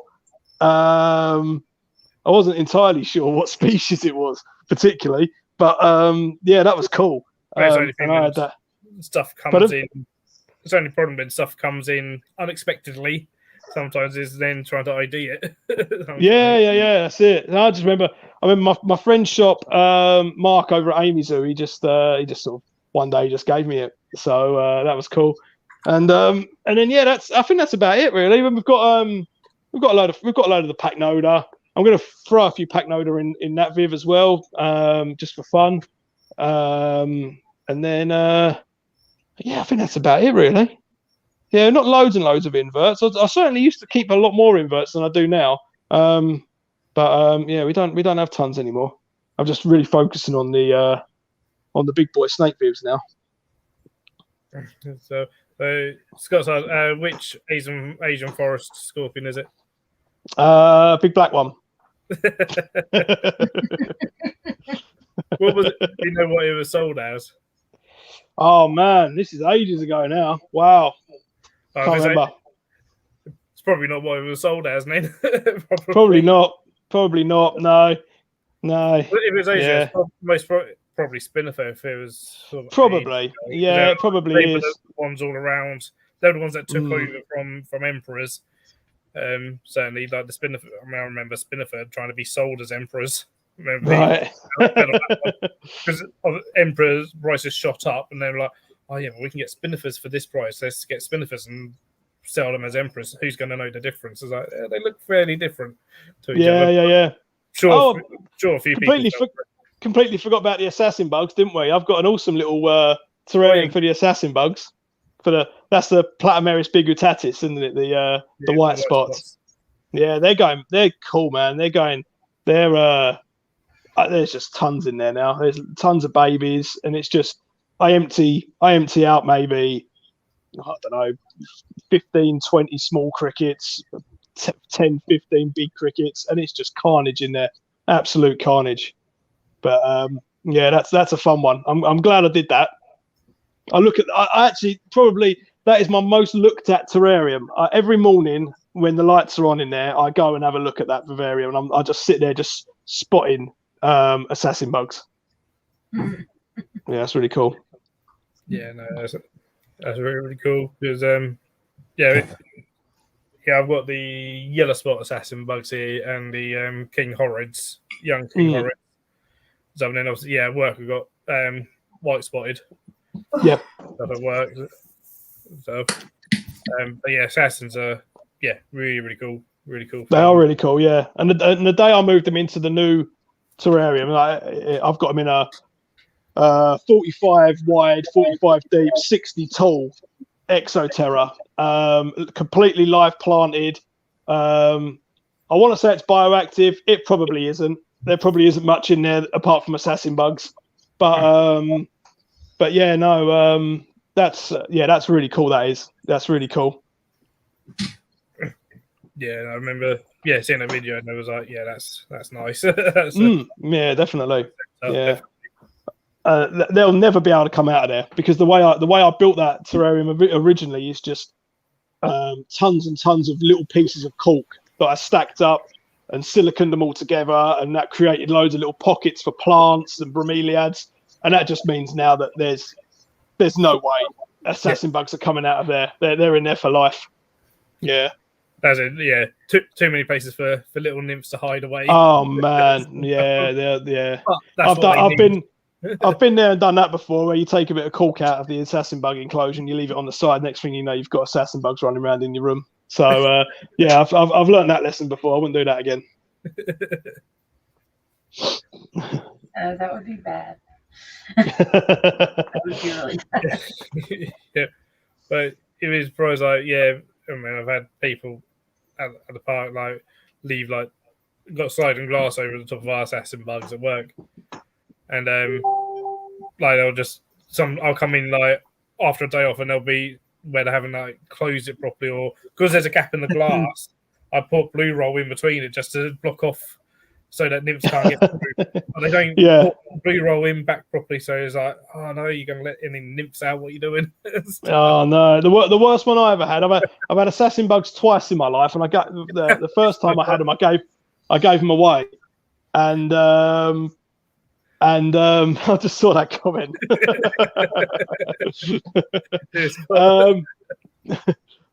Yeah, I had them in a flat that I was living in, and they were in like a mesh top glass tank. They're more an American style, aren't they? With the sliding mesh top that you can completely slide off. And my girlfriend at the time had a cat, and while we were out, the cat had sat on the mesh and fallen through. And I got into the flat first before my girlfriend saw, and I just quickly went and grabbed that tank out of the lounge and was like, whoops, and like, yeah. We found them. We found them in a few places after that, which was a bit naughty for assassin bugs. You don't really want to find them crawling over you. But yeah, so now they're fully sealed. That the Exoterra that they're in now is I've siliconed all the gaps for the wire tray and all the little bits there, and they are not coming out of that thing. They're in there. So yeah, I've learnt my lesson. That's what it's all about. Hey, Stefan. Hey, Stefan. Get the right one. Scotty's got the King Horror to Horror. He's got him in quite a nice sized Exoterra that's all fully planted and stuff with as it's put with the stringtails and dwarf white isopods and stuff. Yeah, there are isopods. Well, I do put isopods in mine, but I think the nymphs eat them. Yep. So I use a lot because I've got dwarf whites in various tubs and stuff, and I'm always putting dwarf whites in my mind for them to eat and stuff. I think they do eat them definitely. There's definitely springtails in there, but there isn't. I don't think there's much more of a cleanup crew in there. That's for sure. So, I also use larger isopods sometimes, even just to help, especially like some of the protein hungry ones, to help clean up any leftover crickets and stuff. That the assassins leave around. So. Yeah, no, definitely. I did find that the dwarf whites were good for that. They were always sort of like munching on a. I think I saw them anyway, munching on a dead cricket. But that was good for that. I don't see them too much in the new Viv. There's so much leaf litter in there. I just don't see the floor anymore. So. I used to keep them a lot drier with a sandy soil mix, and now I've kept them completely forest floor, and like Scott said, mine are breeding like no one's business. They really do like that extra little bit of humidity. For some reason, for years, and it's still. I mean, Scott said it himself in his videos. People keep assassins, and I was told this. When I first kept assassins, like, I'll keep one corner moist or whatever, and that's where they'll lay their eggs. And it wasn't until it must have been one of the zoo conferences I went on, maybe at Bristol Zoo. Yeah, it must have been at Bristol because it would have been the curator of inverts there, and he was just like, and it was like talking about white spots, and he was like, they come from the rainforest. It's moist. Yeah. And I always based my enclosure on Colchester Zoo. We used to go to Colchester Zoo and all the time, and they always had this massive assassin bug tank, and I think they used to struggle because they kept one side really dry, one side wet, and I always based the way I'd set mine up on that as well. And now the more and more I'm doing it, the more I'm like, man, they just want forest floor. They just want wet forest floor. Why the hell was I putting sand in there? You know, like I don't know. Yeah. So just put the amount of inboxes we're doing bioactive for assassins. So again, it's that thing like people. It only takes that one thing to be, repeated so often that people start believing it, and people then just do it. And then when someone goes, "Well, I'm going to do this instead," and trial it out, and people go, "What? You can't do that," sort of thing. Yeah, You totally can, and it totally works. Yeah, that's it, definitely. And I'd be better as well.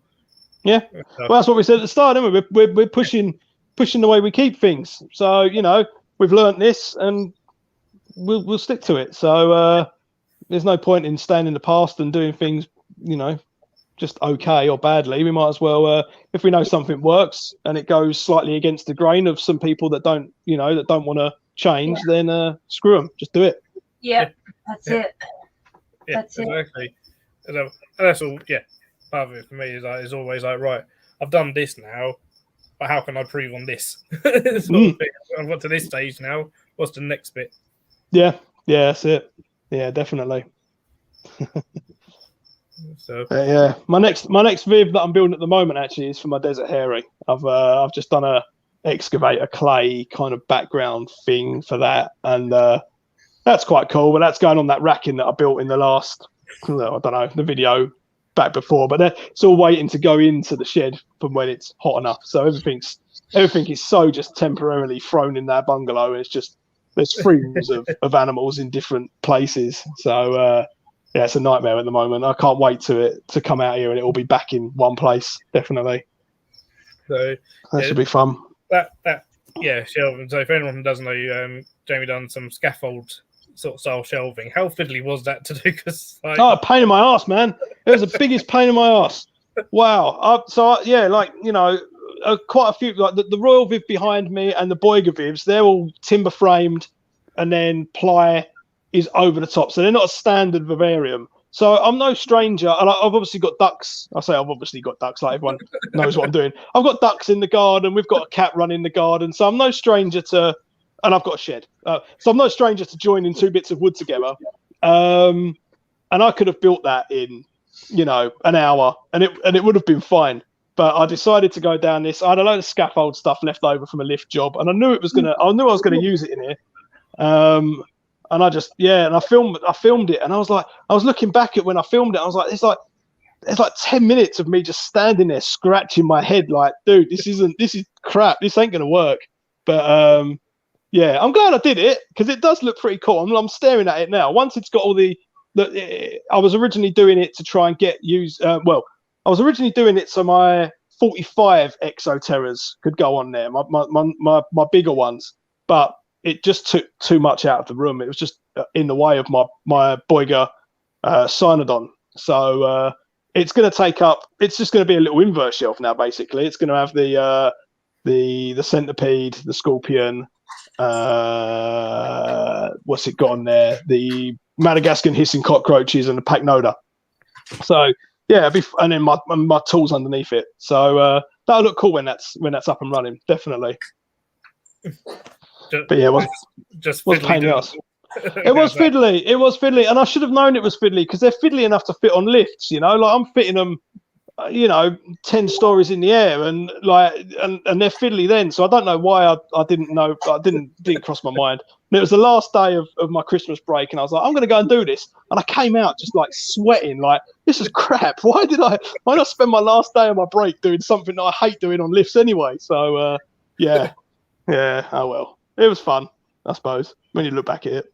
I don't know, and it does look cool. Yeah, once all the tanks are on there. So that is going to look pretty cool. To be fair. Annoyingly, one of the shelves is the wrong height. I went to put an Exoterror in there to take a photo, the top one, and it just didn't fit. And I was like, "You're an idiot, man! Like after all that measuring up, and I've got to come back out. I've got to go and get some Allen keys and lower all the shelves back down again."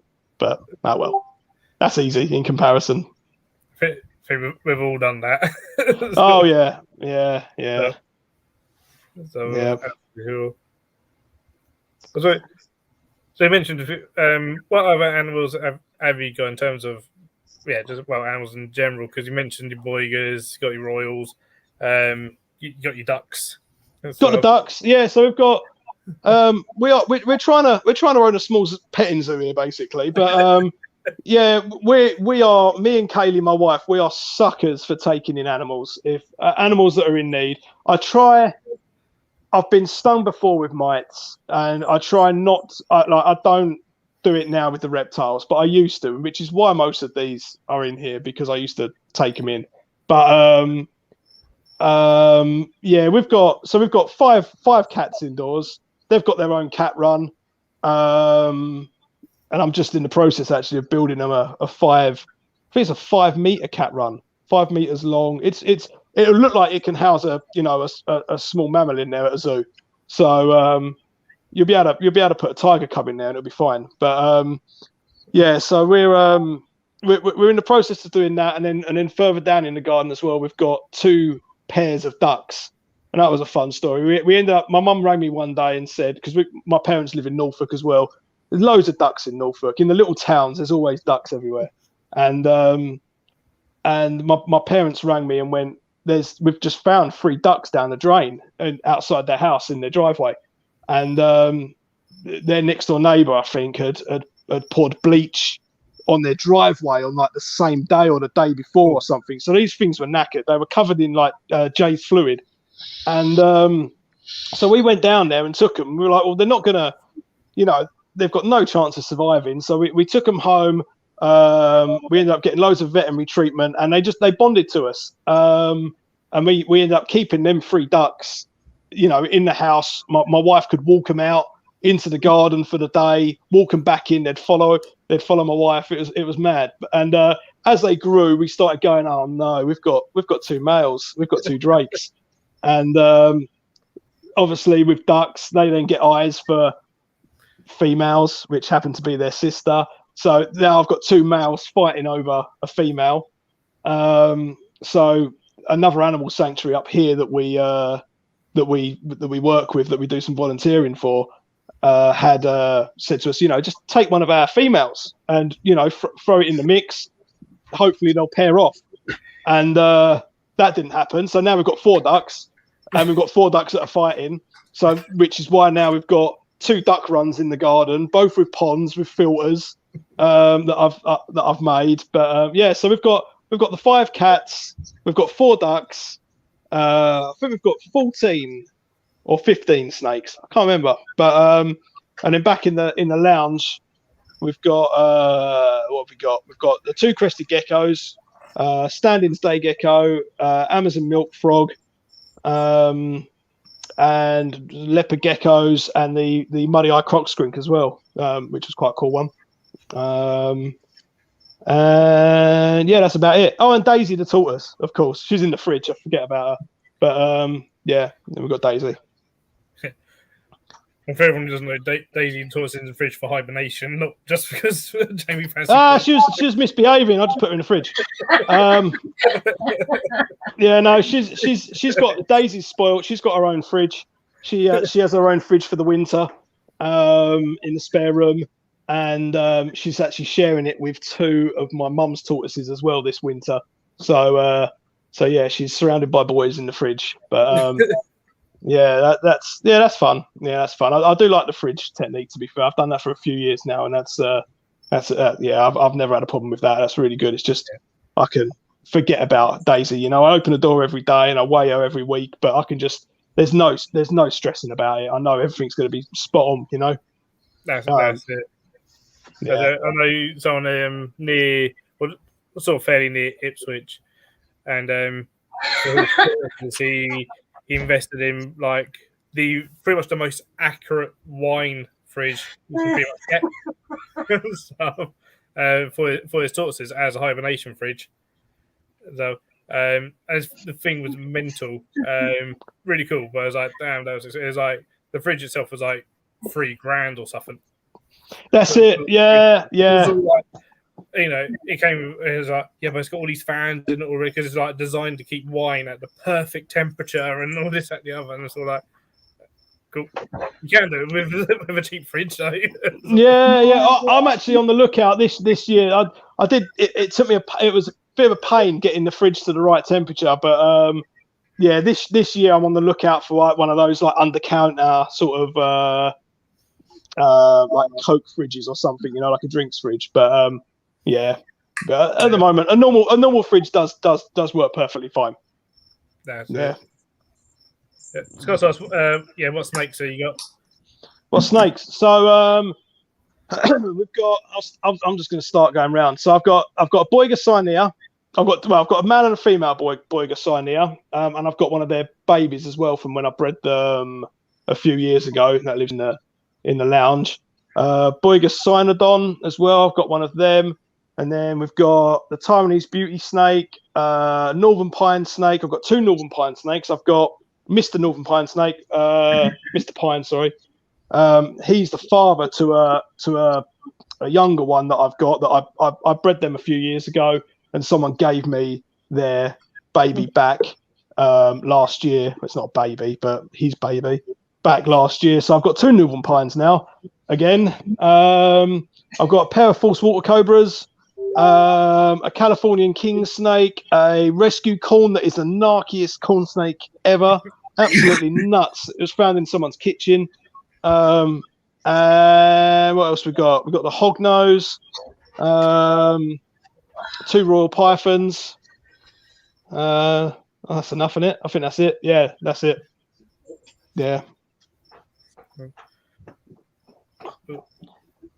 Seems I'm guessing it's about Daisy or the tortoises. What temp do you put them down to? So that sits at about. I want it to sit at 5, but it sits at 5 at the bottom, and it sits more closer to 7 at the top, which is within tolerance. But yeah, anywhere between 5 and 7 is where I want the fridge to be. And they sit in there for 3 months, which is lovely. Another heat lamp not being turned on. So are you pairing up the false waters? I've been there and I've done that. And I'm not planning to do it anytime soon. Yeah, no, I'm not planning to put it. Oh, I've got another false water cobra as well because I did keep the baby. So I've got 3 false water cobras. I did breed them a few years ago. Yeah, I bred them. But no, I don't plan on breeding any of this stuff again, to be honest. I might do the Boiga Cynea again because they are cool, and I feel like if you get a good clutch, you've done good as a keeper. But no, the false water cobras, I ended up struggling. I think, well, I did. I ended up struggling back in Essex, selling them because they just attracted a weird audience. Maybe because of the cobra in the name. Maybe if I put them down as Brazilian smooth snakes, I might not have got as much interest. But I had some just knobs that were just trying to buy these snakes off me because I don't know why. But yeah, so not too interested in breeding the false water cobras again. I'll breed one. I'll hatch one for Scott if he wants. I mean, you'll buy your arm off for that, but yeah, no, I feel that, yeah. Whenever you stick something like we call it false water cobra, suddenly people are like, oh, it's a cobra. It's a cobra. You're like, nah.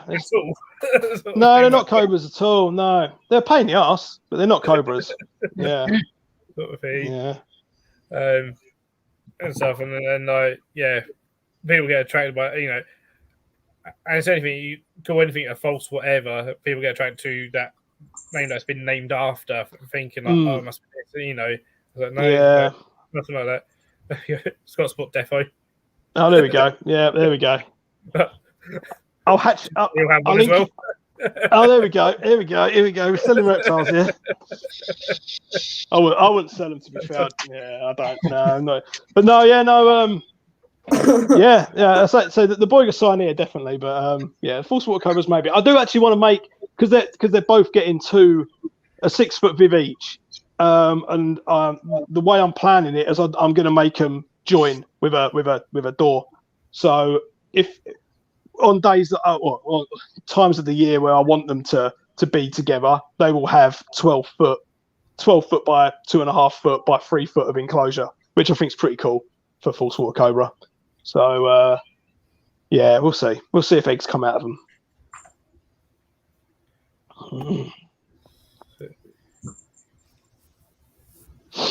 Okay, yeah, saw that.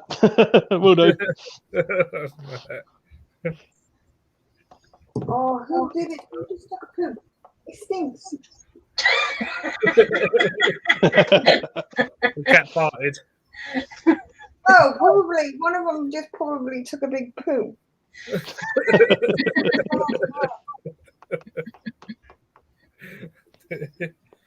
Yeah, they're good about that. But no, that's cool. Yeah, you got what's the sort of future plans for the shed? Just to finish it, really. That'd be nice. Yeah, but yeah. will you ever actually finish it? That's the thing. I don't know. The problem is when I do finish it, I run out of videos to make, won't I? So I've got to do it slowly. But no, the plan is, yeah, the plan. I can't put a date on it. Yeah, it's just it becomes a little bit too expensive to keep buying glass and plywood, every month to build new vivariums. So it is slow. It takes its time, but we'll get done. Maybe next year or the end of this year. I reckon everything will be housed in what I want it to be housed in. So and then we'll be looking at upgrading it, I suppose, after that. But I have a plan. I have a floor plan. Before we even started buying timber to build the shed out here, I planned every animal on a floor plan, so I know exactly what animal is going to go in what size enclosure, and we are completely full to the max. Apart from the odd exoterra that I could throw on top of something, we're completely full. So there is a plan in here. It's just working my way through it. Jim, when we'll be finished next year, we'll be blowing a hole in the roof for a rooftop basking area.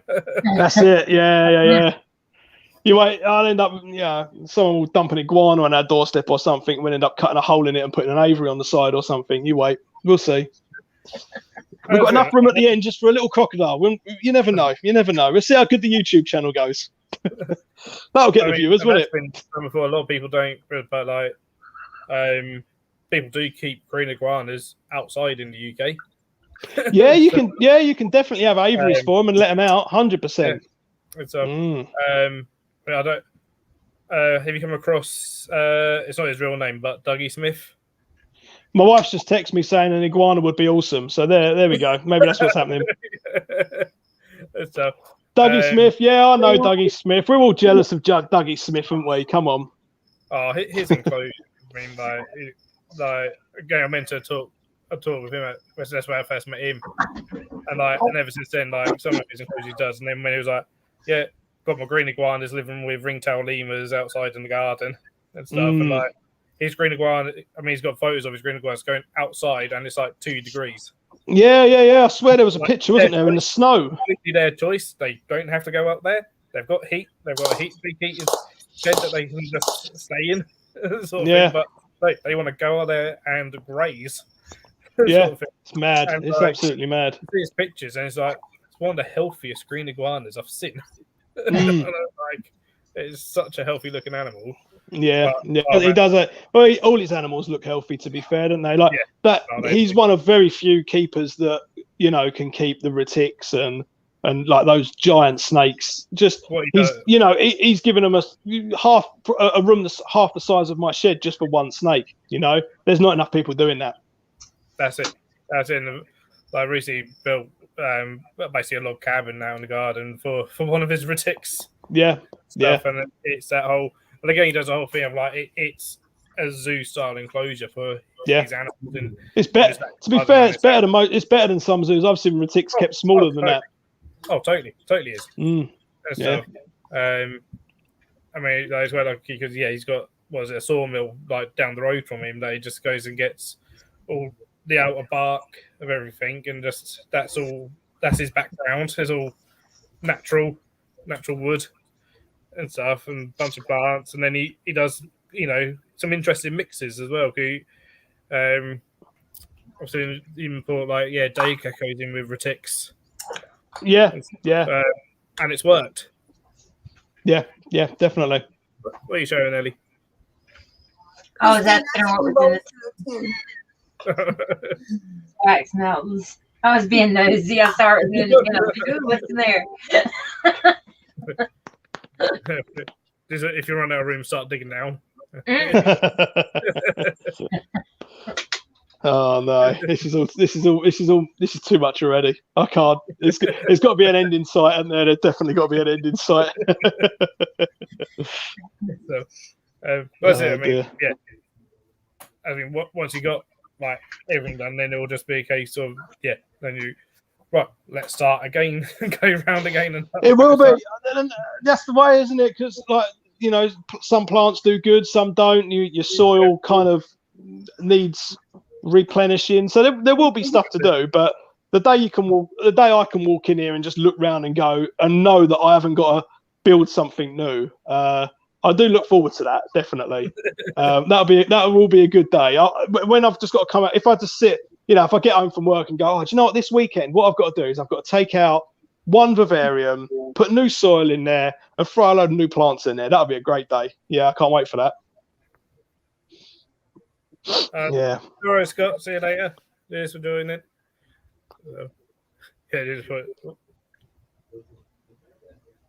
This weather's been so warm, I start keeping everything outside. There's a number of keepers keeping, especially European species, temperate European species outside quite a lot. I mean, the likes of Celtic reptile and amphibian. Yeah, they've got definitely. Well, even some of the stuff that I've got in here, are absolutely smashing brumation. Like my Taiwanese beauty snake, for example. Like, it gets cold where they come from. They get really cold winters as well, and she's just smashing it. Like, if I open the glass and put my hand in there, she'd probably bite me. And she hasn't been heated for 2 months, so. It's mad. It's mad. Some of these are just doing great. Some ain't doing so great. Some are very lethargic, and I've had to, sort of step in and introduce a bit of heat. But the Taiwanese beauty snake's doing amazingly. Yeah, that's it. I mean, something sometimes a lot of people again don't always think, they need it hot. But actually, sometimes they need it quite cold as well. Yeah, and do you know what? I think I'm going to change. I'm going to change the way I heat her, because what I've learned from this is she all last year over the summer and stuff, she spent a lot of time in the cool end, never really basking. And I think I was, although I was keeping her correctly, I don't go mad with the heat. Maybe 29, 28 degrees or something like that. But I think actually keeping her a little bit cooler would be better for her. She's using a lot more of the vivarium. She's in different places, and so it's just experimenting, really, isn't it? And just seeing what's happening. It's also things that affect it. Like, I've got a pine snake vivarium underneath her that's also coming up from underneath. So there's just heat there all the time. But it definitely learnt a few things. Yeah, absolutely. I don't know. That's what it's all about. Is every day's a school day, sort of thing. And 100%. Yeah, 100%. Learning from your own animal's behaviour and stuff, as well as learning from various papers and stuff, and various channels like JTB and Reptiles and Research. Yeah, they're all great people that you know, especially if you can't get access to papers to read, they do it for you. Sort of They do thing. it for you, yeah. And I've always sort of joked as well that like my channel would never be like them, because they're providing all these really kind of awesome scientific stuff that just blows your mind and makes you rethink all your keeping. I'm just quite happy just poodling along, learning from them, and then just not trying to tell other people, and just doing it in my vivariums and showing people how I do it in my vivariums based on what they've said. But I couldn't stand in front of the camera and give you a lecture on, you know, light spectrums for 20 minutes in a video. You know, I'd rather just screw two bits of wood together and paint it. Totally. And I was listening to all those guys on the Animals at Home podcast. I don't know if you've ever listened to that. Yeah, loads. Yeah. So, I'm about a year behind on it. Lockdown, I got into the podcast, and then I found that one, I don't know, about 6 months ago or so. So I've been trying to blast through it, kind of thing. Yeah. The one with Francis Baines is brilliant. Really, really good. As soon as I saw that come up, I was like, I need to watch it on YouTube, because one, I know. Yeah, there's a lot of data on there to look at. I know what Francis is like. There's going to be lots of visual stuff. Yeah, there is. So I made sure I watched that on YouTube just to see that, because I've known Francis for a few years now, through the zoos and stuff. So and that's it. I mean, anyone wants to know about lighting, go onto the Reptile Lighting Facebook group and just read anything that Francis writes, because it's always good stuff. That's it. So that's it. And I just sort of I don't really talk about it too much in my stuff, but I just sort of, as I'm building the vivariums, I'm hoping people see that, you know, I've got a basking spot right next to my UVB, and I'm always talking about light and shade, but that's kind of as scientific as I go.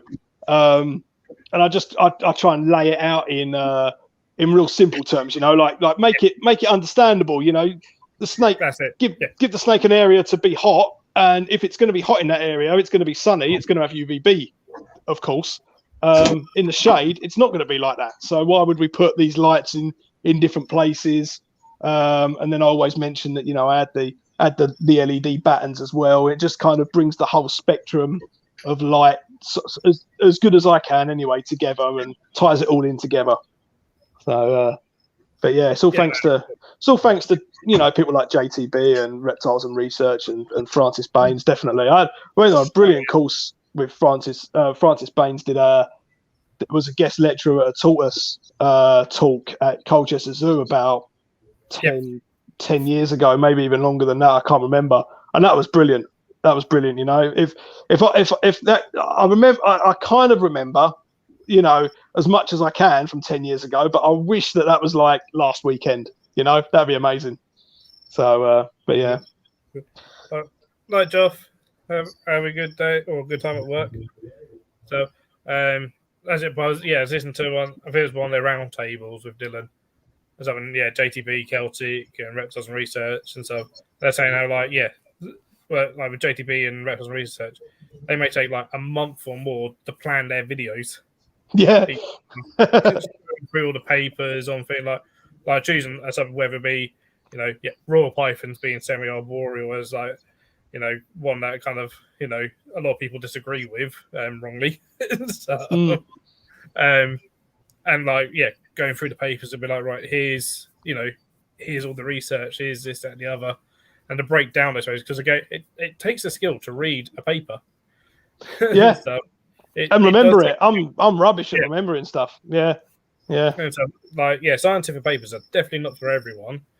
And so, I mean, another one I listen to a lot is herpetological highlights, because I like the fact that they take a couple of papers, read it, break it down, discuss it and stuff, and I'm like, oh yeah, I've learned a bit more from this than what I probably would by reading it myself and stuff.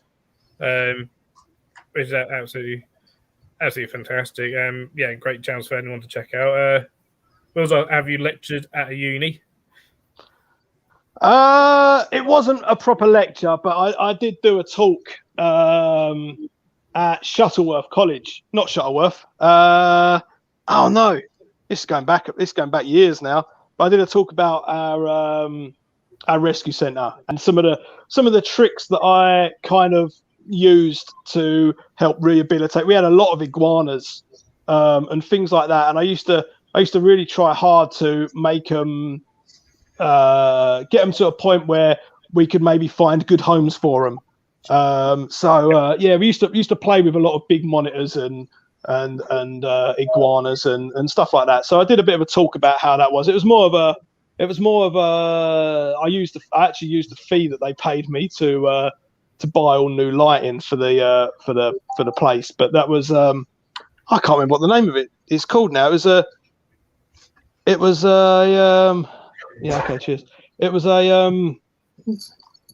a college in Essex somewhere that did a lot of animal.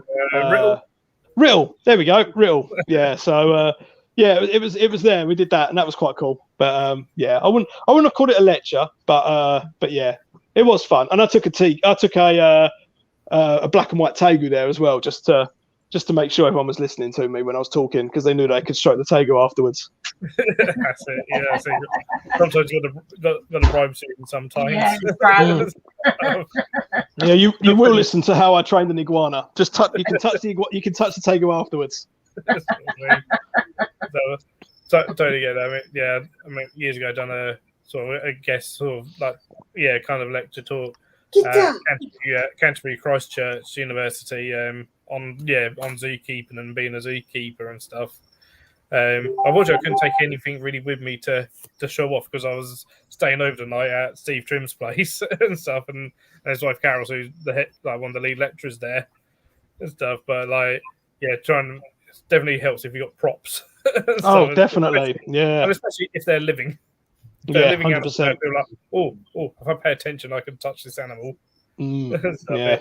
It gets some really interesting again. Like, the part we've done probably won't anymore because we don't have enough reptiles anymore, and it's probably going to change anyway. But for years, we've done handling sessions at Cambridge University for their vet students.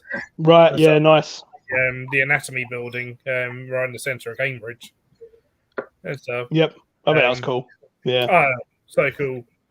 Especially as, I'd make sure to get there early, in which case I was allowed access into like their museum areas and their bone store and stuff. Nice. To see all the various bones that I've got stored away.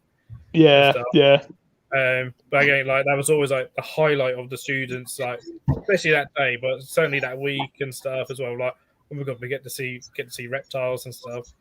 And it was very because like the guy running that part of it was like, these are like second year vet students. These will be the first animals they've actually seen on the course.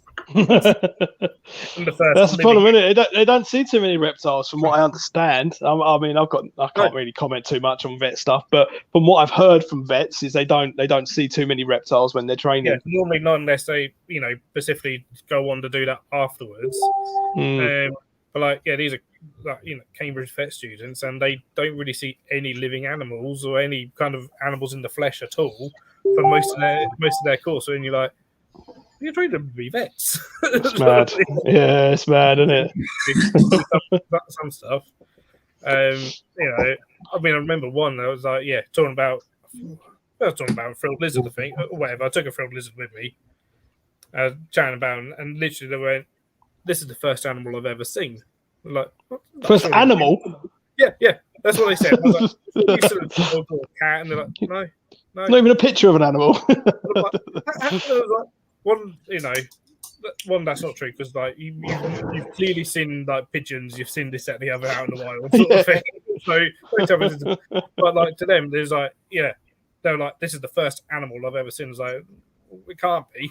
That's like, you live in a sealed box and don't you don't see daylight. You've seen animals, but like, I was just like, how are you're a second year vet student and you don't necessarily know what an animal is. So that kind of scared me. Maybe it's just a frill. Maybe it's a frill dragon just excited her too much. You never know. Possibly. And of course, the highlight was always by the time it was a boa constrictor. That was definitely the highlight, when it was all like, oh my god, the big one's coming out. Yeah. We had that with an albino Burmese python, and that tagged me once in front of a whole school full of people, and that was a nightmare. Yeah, that was fun. Blood everywhere. Oh well. Does anyone have any more questions for Jamie?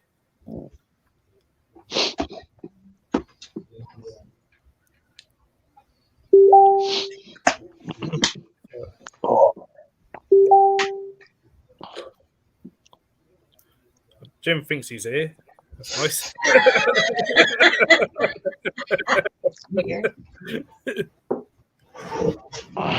I'm present.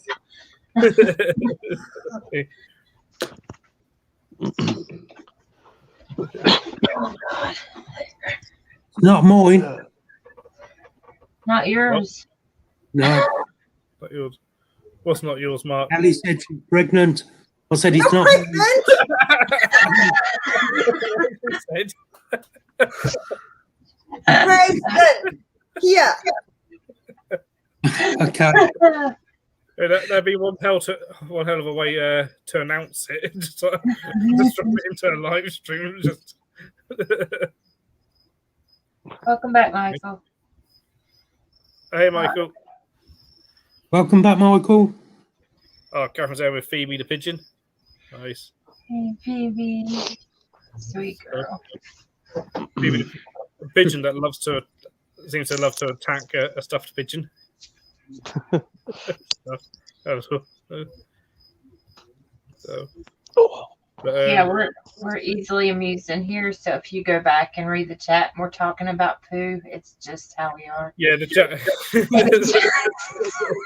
We just talk about poo. I was like, what the hell is are people talking about? What was suddenly the chat descended into talking about various words for poo? We're listening, but we're being immature talking about poo. It's kind of our thing. Yeah. Do you have any fish? Do you have any fish? No, I've got a little tank in our kitchen that's got cherry shrimp and a nerite snail in it. That's as close to having fish as I've ever been. I've never kept fish. Would you ever do a paludarium at all, or have you thought about a paludarium? Yeah, man. I've thought about paludariums. I've built paludariums. I've failed at paludariums. I love the idea of them, and I really wanted to do them with my Amazon milk frog, and it was the first thing I ever did with the Exoterra that I've got in my lounge, the big boy one, and it just.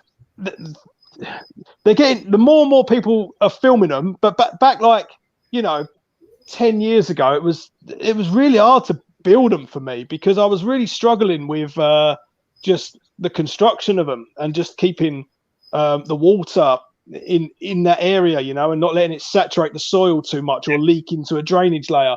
And I used, oh man, yeah, and I did one and it looked beautiful, and I had all this cork.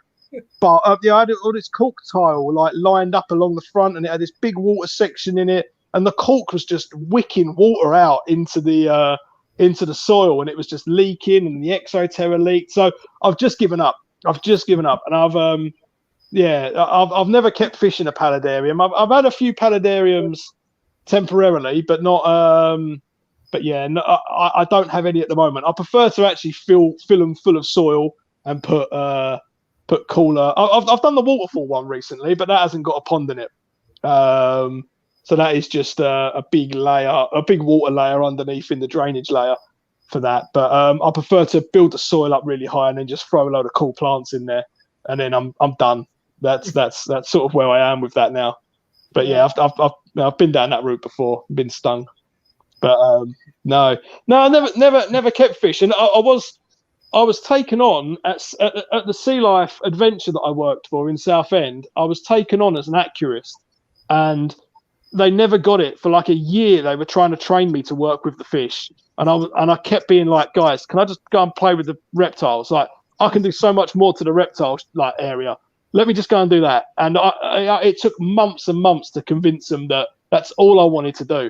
They'd sort of take me back and they'd take me back to backstage and show me how to do the water changes, and I'd go, I can't remember this. I just want to go and do the reptile stuff, please. Can we just leave? Unless it was like, feed the piranhas, and I was like, yeah, I'll feed the piranhas and the sharks. But yeah, the fish has never. No, fish has never been a massive a thing for me. That's for sure. So just what does a Tegger enclosure with a pond count as a paludarium? I'm not sure about that, is it? Depends. If the pond leaks into the soil and absolutely ruin it, then it's a paludarium. So, yeah. But I'll tell you, I've been there and done that. Game way before like YouTube was much of a thing, or before I even knew really much about YouTube or whatever, and trying to do like just basic fire-belly toad enclosures or whatever as paludarium and stuff, and then like all looks really nice, and then within a couple of months all the water's just filled with soil and you're just like, Yep. So that's it. Nightmare. But now they see some stuff, like some people are doing like a Serpa design, biotype galleries and stuff, and man, the biotype galleries is incredible, isn't it? It's awesome. Obviously, Serpa design. We all know that Serpa design is incredible, but the biotype stuff's absolutely next level. It's amazing. That's it. And for someone who's British and is essentially the British Serpa Antscapes, right? Our mate Ryan at Antscapes. There's mainly ants and stuff, but he does some really nice looking enclosures as well. Nice. And there's John's rainforest room as well. That's a good one. Oh, I don't think I've heard of that one. Have you not? He's good actually. I only just I can't remember who found who, but it was only about a month ago. But he's got like 5,000. I think he's got 6,000 subscribers on YouTube, and it's a guy in the UK, and he makes absolutely beautiful terrariums. And he's done exactly what I've done with my Viv Exotic vivariums, where it's a wooden vivarium, but we've waterproofed them so we can have them really humid, and that's how I keep my Crested Gecko and my baby Boiga Cyanea as well. So you've got a 3x3 wooden vivarium, but it's live planted with loads of wet soil and misting systems and stuff, and that's quite cool. I have to check him out. Yeah, definitely. I haven't heard of. I don't know what. Yeah, that hasn't popped up on any of my social medias or whatever. He's just lurking there in the background. It's cool. That sounds. I mean, biotype galleries. I only found out about them through Rob of Spoos and stuff. He said, if you like Serpa, you'll really like these guys at Biotype. Yeah. Like these guys, and I started watching some of this, and I was like, oh wow, these guys are really cool. Yeah, definitely. Yeah. There was another one as well. I can't remember it, but I follow two that are very similar, and they both make amazing ones. But I'll find the link later, and I'll send it to you. Hey, Lewis. Hello, Lewis. Yeah, definitely. Because Hello. I think that's probably like anyone that's thinking of doing, especially like maybe even if it's a small enclosure, it doesn't have to be a large enclosure, but doing like any kind of fake rock work, like planting up, anything like that, and a bit like, I don't know, there's now so many great videos of how to do it. And it once you do it, you do realise actually it's so much easier than what you first thought it was going to be. Yeah, definitely. Yeah. It took me ages before I started actually doing rock, because I kept going to various workshops on how to do rock work, zoo conferences, and this and the other. And I was sort of so nervous about like starting, and eventually was just like, you know what, I'm just going to have a go. Just do it, yeah. And just do it, and it'll be what it'll be, kind of thing. And I look back and go, actually, it was always ended up better than I first thought it was going to. And part of it was actually kind of trying to tell myself, nature's not perfect. So I look at things like Unreal is it Unreal Productions or whatever? Yeah, the rockwork company, yeah. And various other people that do it for a living and stuff. And he's like, oh my god, he's made our rock so perfect and stuff. I can never make a rock that perfect. And realize no rock is perfect. No. Natural rock. I think that's half the problem, isn't it? That's half the problem because you see a lot of people where not a lot of people, but I've seen it before where it's just like round boulders stacked on top of each other, and I don't know. Maybe people think I would probably do the same. To be fair, it took me ages to feel like, well, do you know, I'm just going to do like cracks and sharp edges and corners and stuff rather than just round like boulders stacked on top of each other. But yeah, no, you can do what you want, can't you? That's exactly it. I'm actually quite sad. I've got a whole folder on my phone of just rock work that I've just downloaded. Like I've just got images and I just keep them on there. And every time there's one that I've based this heavily on, with the big sort of overlapping two bits of rock that are in there. And if you looked at the picture for reference, you'd go, yeah, Jamie's looked at that. Jamie's definitely looked at that for a long time. It was in someone's bed, in someone's. It was like a shower. It was like a ledge of rock that had water coming off of it, and it was a shower in someone's house. So I just looked at all these pictures of like other people's posh houses and was like, yeah, I can do that.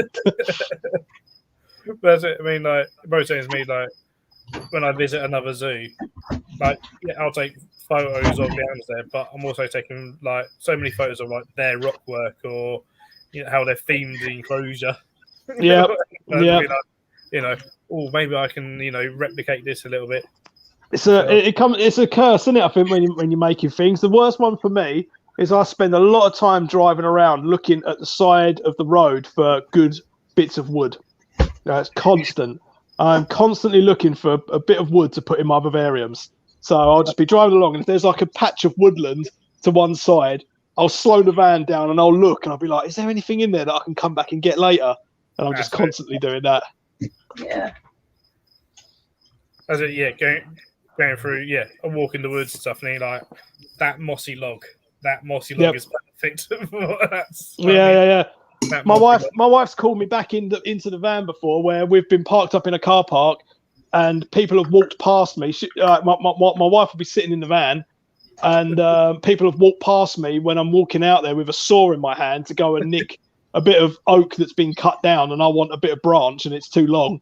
And they're just walking past, looking at each other like, what is that guy doing walking around with a saw in his hand in the woods? But it's a part of the fun. Part of the fun, All part of the fun. Yeah, buckets of leaf litter. That's all that sort of stuff. Bags of leaves. Going around collect, for stick insects, collecting bramble and stuff, and you give it. We used to have a few species of stick insect, and I used to know all the front gardens that I could nick eucalyptus from. It was great. Yeah. So, just get some weird. I mean, a friend of mine who works at Bristol, so he often says like, the amount of weird looks he gets because he'll go out to like the Bristol Downs to collect leaf litter and bramble and stuff, and he's there like sometimes at midnight, 1 o'clock in the morning collecting bramble. Yeah, I've done that. We've got so much woodland up here that it'll be like 6 o'clock at night, dark. In autumn it'll be pitch black, and I'll have the van ticking over, but I'll be standing there outside it with 2 buckets full of like walking around in the woods. I'm surprised no one's ever sort of stopped and sort of made sure what I'm doing is okay. Probably just too scared, and too scared. Yeah, I saw that guy last week with a saw in his hand. I ain't going anywhere near him. That's it. There's evidence when people aren't used to seeing people collecting leaves. Like, I want this for my enclosure and stuff. Catherine just thought, she's always carries a sandwich bag to collect some moss. Yeah, so we've done that. Top up here actually that got some moss in. So I've always collected moss. I mean, I've got lucky because I've got the perfect patch just behind our nocturnal house here at the park, and the moss just grew. It was really nice there, and just on top of the surface because it's all gravel really, so it's all just on top of that. So it just lifts up so nicely. Nice, yeah. So, and then wait a few more weeks, after I collect some, and it's all back again. Yeah, it's like perfect place to get some moss. So yep, definitely. There we go. Oh. Yeah, the professor. Yeah, so keeps a saw and a crowbar in his car to get stuff for tanks. Yep. Yeah, I say I've got a saw, and I normally keep my circular saw in the van as well, so it looks even worse. Just running around the woods with an electric with a cordless circular saw. Hey, Robbie. Hey, Robbie. So, Oh, yeah, weird looks from a gang of lads who are collecting brambles in the woods. Yeah, what the fuck is this guy doing? Michael, oh my That's it. gosh. That was it. Like, I had a similar thing. Yeah, walking around with a whole bunch of bramble, and like, you sometimes get the, the games are like, mineral hard, and then like, you just go on full on weird with it and stuff like, yeah, I got the bramble and stuff, and they soon get scared. Yeah. So I'm like, oh, you're crazy. What are you doing? Yeah, that's it. And I always feel bad as well. I feel like people are like judging me for taking bits of wood out the forest, and I'm like, man, there's loads of it in there. Like, I'm not. It's all fallen over there. Like, I'm the only one going in there just taking it. But yeah, it's all fun. And it absolutely is. Absolutely is. Yeah. That's it. There's the same. Yeah. And neighborhood thinks all the crazy stuff. That's it. You are crazy, Lou. Yeah, it was crazy. And then, the neighbours are right there. Absolutely, definitely. I'm going to put Jamie's link in the chat again. I know Happy's been doing that and Christine's been doing that, but yeah, for everyone who hasn't yet, to go over and subscribe to Jamie at Norwich Reptile Shed. Absolutely. For some fantastic content. So, everyone with channels and stuff, feel free to put your links down in the chat as well. So, There's no need. Everybody in here is sub to me, so I'm not going to put my funny. What is it? I am going to have to go because I've just seen that my phone's on 3%. Oh, and I haven't got a charger in the reptile shed. No, Rose, I mean, the other day you said you could stay till 9, and it's now 10:30. There we go. I've put the hours in tonight. You've stayed on much longer than you said you were going to originally, so certainly thanks for that. No, thank you for having me on, Phil. It's been amazing, mate. It's been really good. We'll have to have you on again at some point. Nice to meet you. Yeah. Oh, I've got 30 seconds, so I'm going to say goodbye. All right, guys. Right. See you later. Thank you very much for having me on. No worries.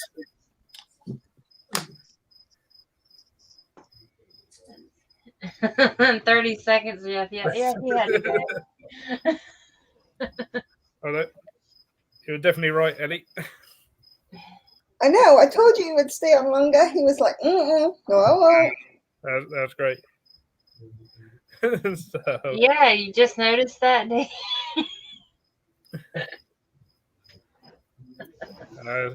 that's right, Jim. What a legend.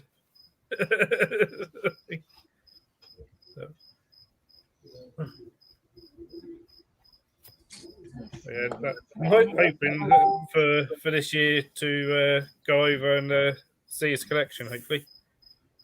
Because he's not really all that far. He's like just over an hour away from me. Hey, Annie. Hi, Annie. Hey, Annie. Bloody hell, Yeah, Michael. he does seem like a good guy. How could you eat 11 ring donuts? Oh, Michael, that's or are they like dinky donuts? Like, tiny ones, like 11 donuts. The Santa 11 ring donuts.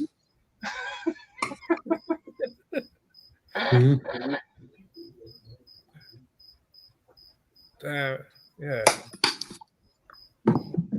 Ellie, you're next week, aren't you, dear?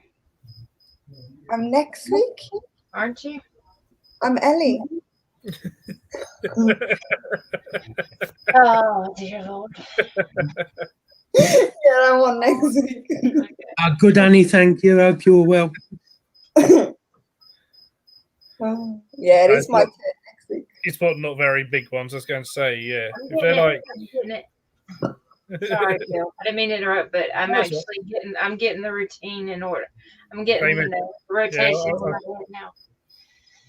I'm starting to remember, like, oh yeah, this is when Yeah. It's one of these sort of things. It's all that excitement of babies, Christine.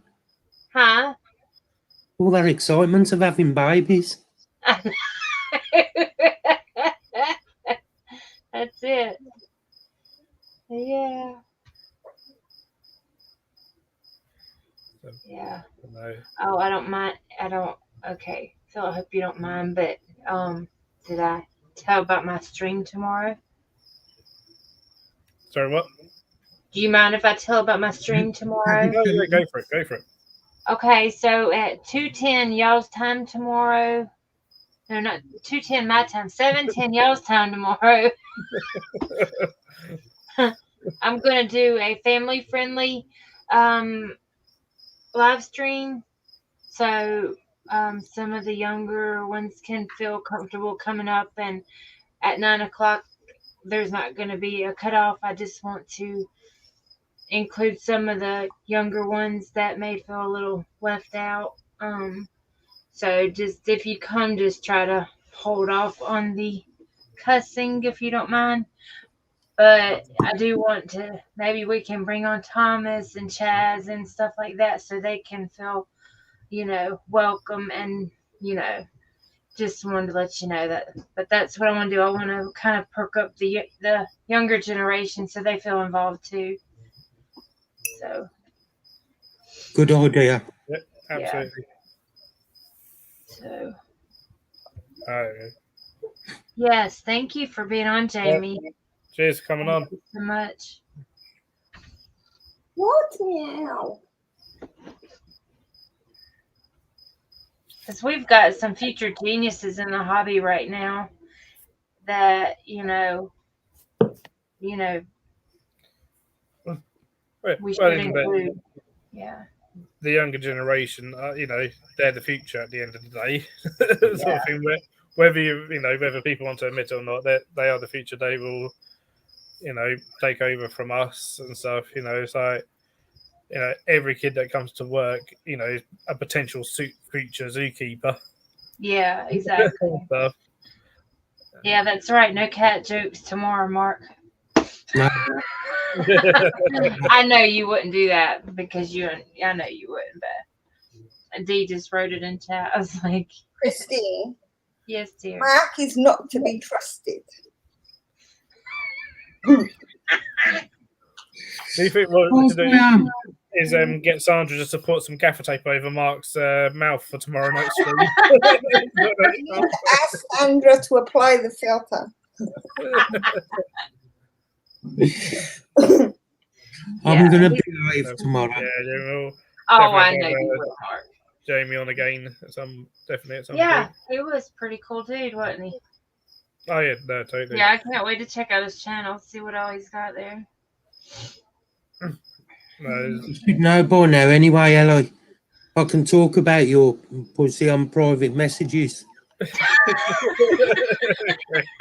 Yeah, while you're taking a poop as always. Yeah.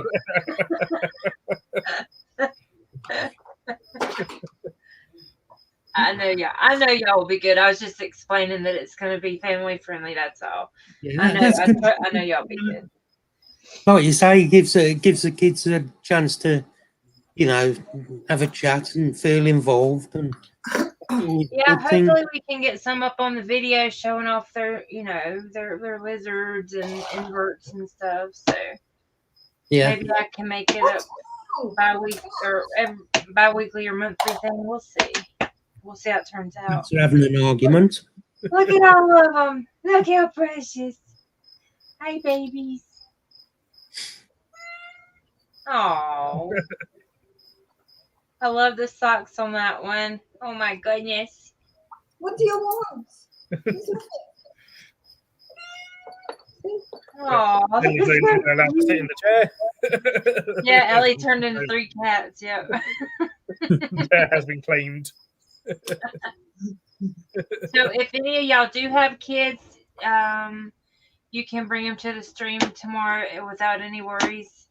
And if they want to come up on screen and show us any of their pets, then I'm going to welcome that too. As long as long as the parents know, stuff like that. they want to show a hamster or snake, whatever.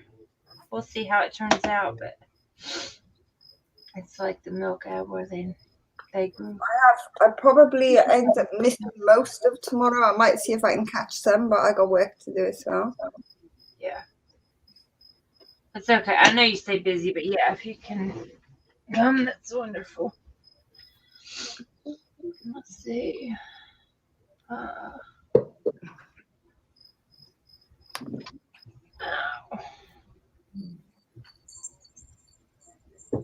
Yeah, and if you know any younger invert keepers, yeah, that'd be great, Stefan. Yeah, I hope she will. Sweet baby girl. She is a doll baby. It's gonna be 7:10 or 7.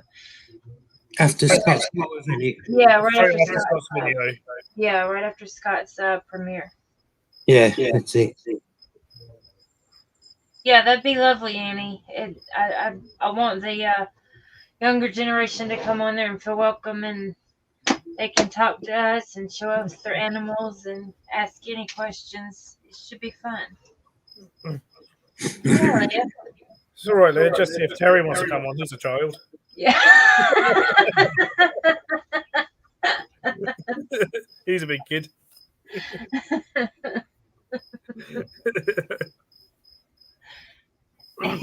Terry's something else, but he's a gem though. He is. He's so good to her.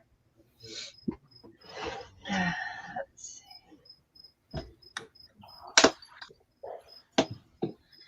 Is that Ellie? an Ellie cup, Christine? Huh? Is that an Ellie cup there? Yeah, I On- was kind of like, advertising without being obvious. I said it there a little while ago. Yeah, at least bug babies. Yeah. I nonchalantly set that there to advertise for Ellie.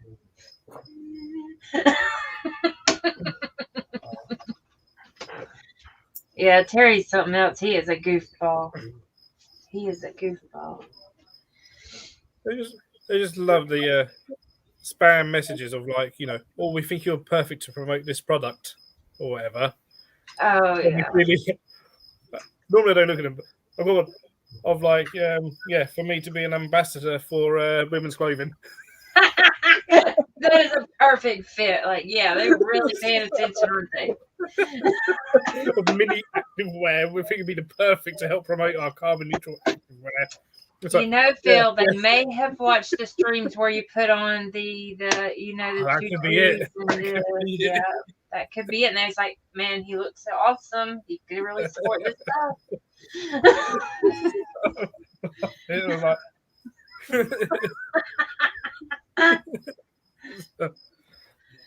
most ones I get it, as I never pay any of them any attention because of course it's all, chances are they're all scams.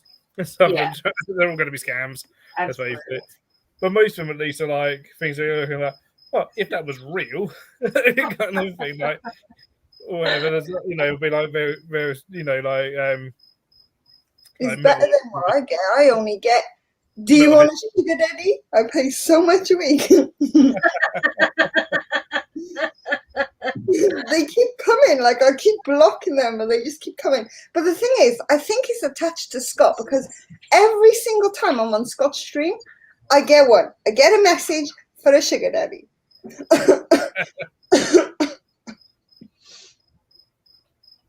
Could be. I think Scott is setting me up secretly. I wouldn't be surprised. Yes. Well, did Terry voluntarily go in the river, or did you push him in to get the stone? Hey, bitch, I want that stone. Just push him in. Oh my goodness.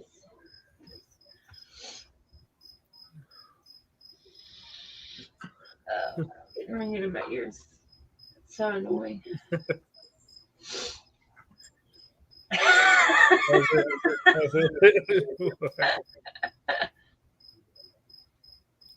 wasn't there. Oh, she wasn't there. Yeah. You know what So- she did though? She bribed him. That's what it was, wasn't it?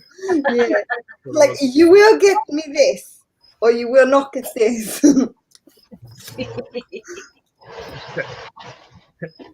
You get me this, or these are not for you. You won't get these tonight. Oh, night, Catherine. Right, Catherine. Bye, Catherine. Take care. Night, Catherine, sweetie. Yes, as well. Leah says, "Spot on, Ellie."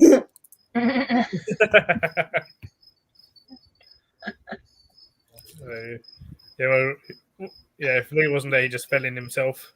Yeah, it could be right, actually. He just fell in and just came like, you know what, I saw this, right? I thought I'd go and get it. And actually just fell in. What I would do.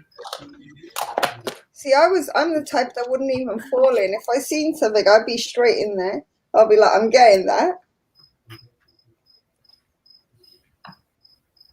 No, fall in and then claim you meant to do it. The thing Even is, though I actually obviously have didn't.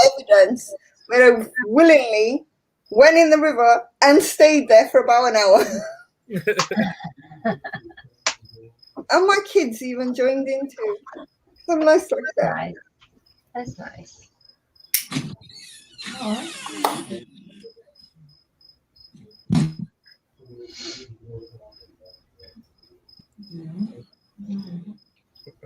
Yeah, that's awesome. A box full. Damn. There's a lot of stones. Well, it depends how big the box is, but Yeah. Ed was starting to get hot, isn't it? Crocs to get this done. Or not.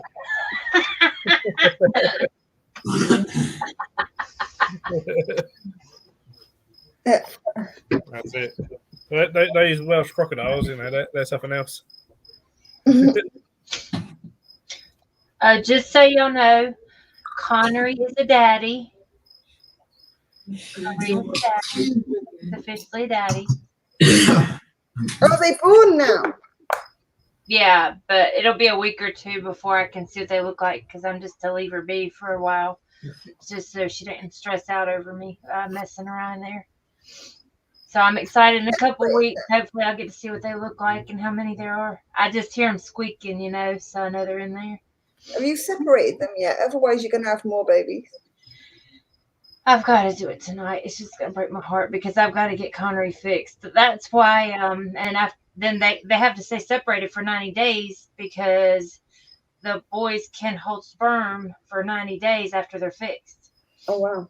So it's gonna break my heart, but I can put their cages beside one another so they can still smell each other and stuff. But yeah, I'm gonna have to do that. But yeah, Connery's a daddy. Yeah. So I just can't imagine, you know, this cute little feeder rat with the little cute little. It's all white. Lucky is all white with just a spot of black through here, and Connery is a silver Dumbo rat. I just can't wait to see what the babies look like. It's gonna be precious. They're gonna look like baby rats. Yeah. I mean, Well, both of them look- yeah, of them Connery's look the rat.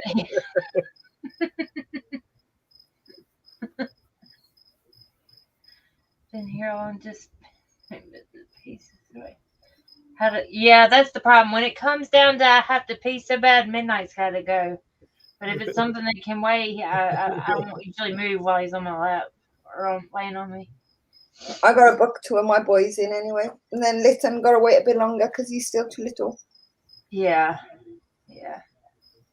It's just I'm gonna have to drive a while because the vet that's here, the regular vet, isn't well enough educated, I don't think, in what do you call it when you Anesthetize. when you put him to sleep to do surgery. What's that called? I'm having a brain fart. And you Anesthetizing. yeah, but I don't think the regular vet has enough experience with small mammals, so I'm gonna drive an hour south to an exotic animal vet to have him fixed. it may be a little bit more, but they know more what they're doing. That my friend had 2 of the 3 of her males die at my local vet because they didn't know how to correctly dose the stuff that makes them sleep for a rat. So I don't want to take that chance. That would break my heart if I lost Connery just, doing the responsible thing. Because I do want to have them together because they have bonded. So, but yeah, anesthesia, that's it. I tell you what, y'all know by now, I have my brain farts all the time. So, yeah. So anybody in chat that's going to visit Ellie or Christine, be aware what happens to males. Is the best way. All males should be neutered, man. Or Leah. Her boy needs fixing ASAP, so Give him a chance to grow up first.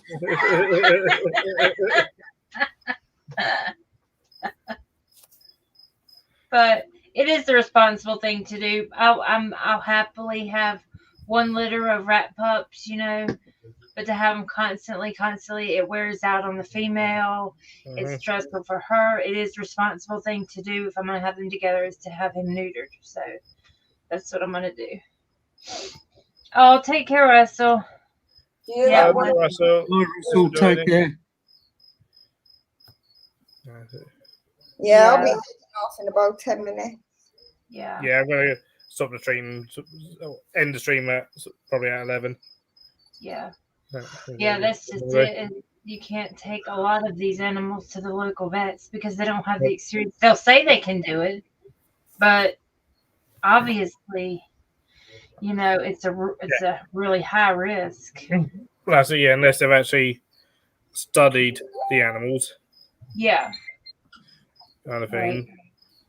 Right. And I was like, in the UK, obviously, basically anything that's not a cat or a dog, really you want to take to an exotics vet, kind of thing, because there's that's veterinary is taught just cats and dogs, and that's it. Anything else is exotic.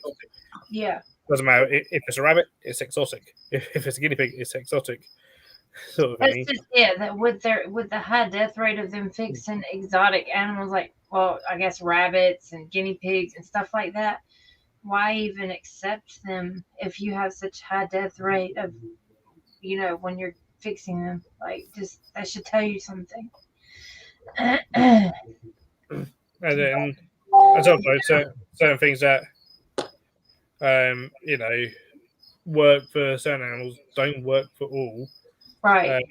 Like Bactriol for one, it's a antibiotic that pretty much every vet prescribes for everything, sort of thing. But it doesn't work for every single animal, especially when it comes to reptiles. Yeah. It can be dangerous. Yeah. Sort of thing. Yeah. Sometimes just a vet who perhaps hasn't studied reptiles will go, oh yeah, give it X amount of Bactriol. And if you don't know yourself that actually this can be dangerous for reptiles, then you got to trust the vet because it said, "Well, give it this," sort of thing instead of a different antibiotic. That's right. He's definitely going to an exotic vet for sure. Or if again, if that vet hasn't studied the husbandry of the species, they don't necessarily. So obviously they're there to identify illness, injuries, whatever, and treat that kind of thing. That's what, unfortunately, she passed away because of cancer. But we had a really awesome reptile vet in Cambridge, she was one of the pioneers of reptile veterinary. In some ways, because she took on herself way back, when reptiles were first getting kind of popular, like in the late 80s, early 90s, to go, no one's really looking at this. And no vets are really looking at their husbandry. So she took on herself like, well, I'm going to start keeping stuff and breeding stuff so I understand husbandry. Mm-hmm. Yeah. Kind of thing. So that when people bring in cases, she can then, she could advise on things. She could, say this at the other. I mean, remember years ago, took a comedian to her. It had a swollen eye. And so all of a sudden got a swollen eye. And like, what else going on? So took it straight down. Sort of thing. There's always a difficult one getting past receptionists, sort of thing, and like go, no, Della, it's a chameleon. She'll say, "Come straight in," because it's a chameleon, sort of thing, and like, Yeah. let's get this sorted straight away. And then she went, "Oh yeah, look, it ended up what it was a trauma. It had somehow poked its eye or something." And my mum was like, "Well, first, it's got its ranches in there and stuff, so they haven't changed anything really." And then just, they went, "How many times do you hit your head on your cupboard doors?" Yeah. It happens. Right. It happens. Yeah. It had a silly moment. It done this, there's perhaps, haven't or whatever. Animals, and they are going to sometimes injure themselves stupidly. Yeah.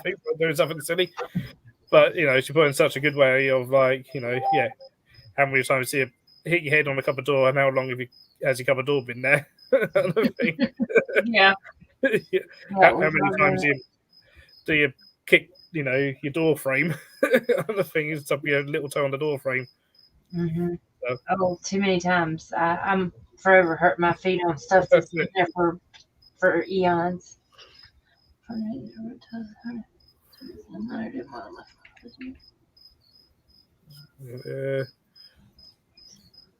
Yeah, that's another one. Yeah. Wow, that is kind of ridiculous. I don't even get that so much in the UK. I don't think, but the problem is so many are either designed just for cats and dogs or farm animals. Often it is often where they're. That's what a lot of medications are just manufactured for. Yeah. Yeah. We use farm. We do use farm medications for some of the animals in the park because that's all there is. Sometimes, so like, if we need to give something like a tiger painkiller, so Metacam, we give it horse Metacam. It's the only thing there is, really. Yeah. You're already drunk. When it's not. Yeah, often the way. Yeah.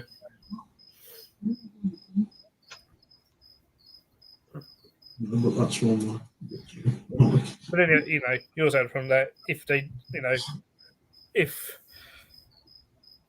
manufacturers decided to start were able to make stuff and that's specific to where reptiles or rats or whatever, I think the price of it would be sky high.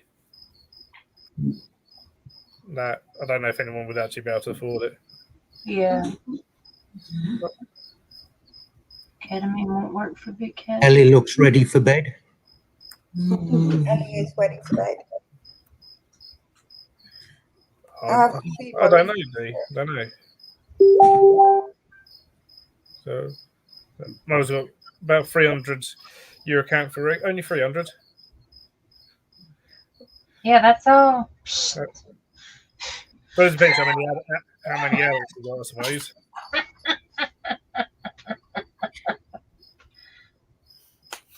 I think the most we had of those here once was we had around. I remember it was our education centre because they refused to to get rid of any. And I think we had to count them. They had around 6,000 hatched out sick insects. Wow, 6,000. You don't need this many. You don't need this many. Anybody got any kitty sedatives? I could use them. You don't need them. You look tired enough. I wasn't on about me. No, fair enough, no.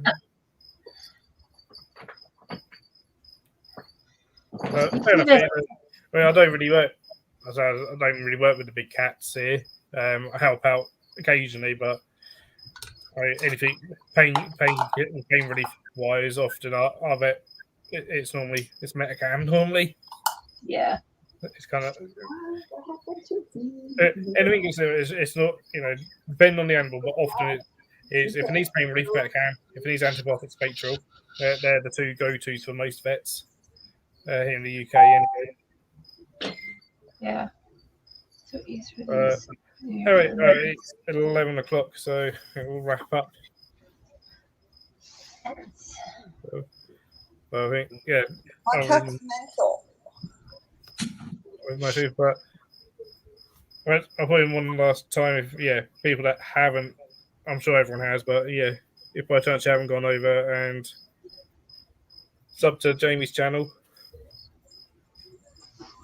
don't do, because I do really enjoy his channel.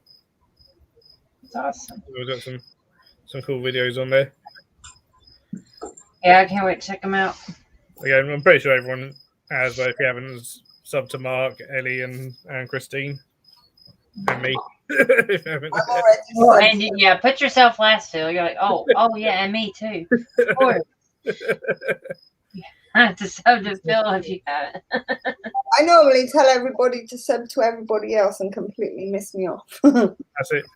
I think that just happens when it kind of just happens that way, Just, Night, Leah. But, Love you too. I Yeah. love you. well, good luck, everyone in chat. Bye, everybody. And Much was love. it Ellie's channel next week? Yeah. Yeah, my channel next. And don't forget Christy's channel tomorrow night for family friendly stream. Yeah. All right, bye guys. Bye, Yeah, everybody. starts. Yeah.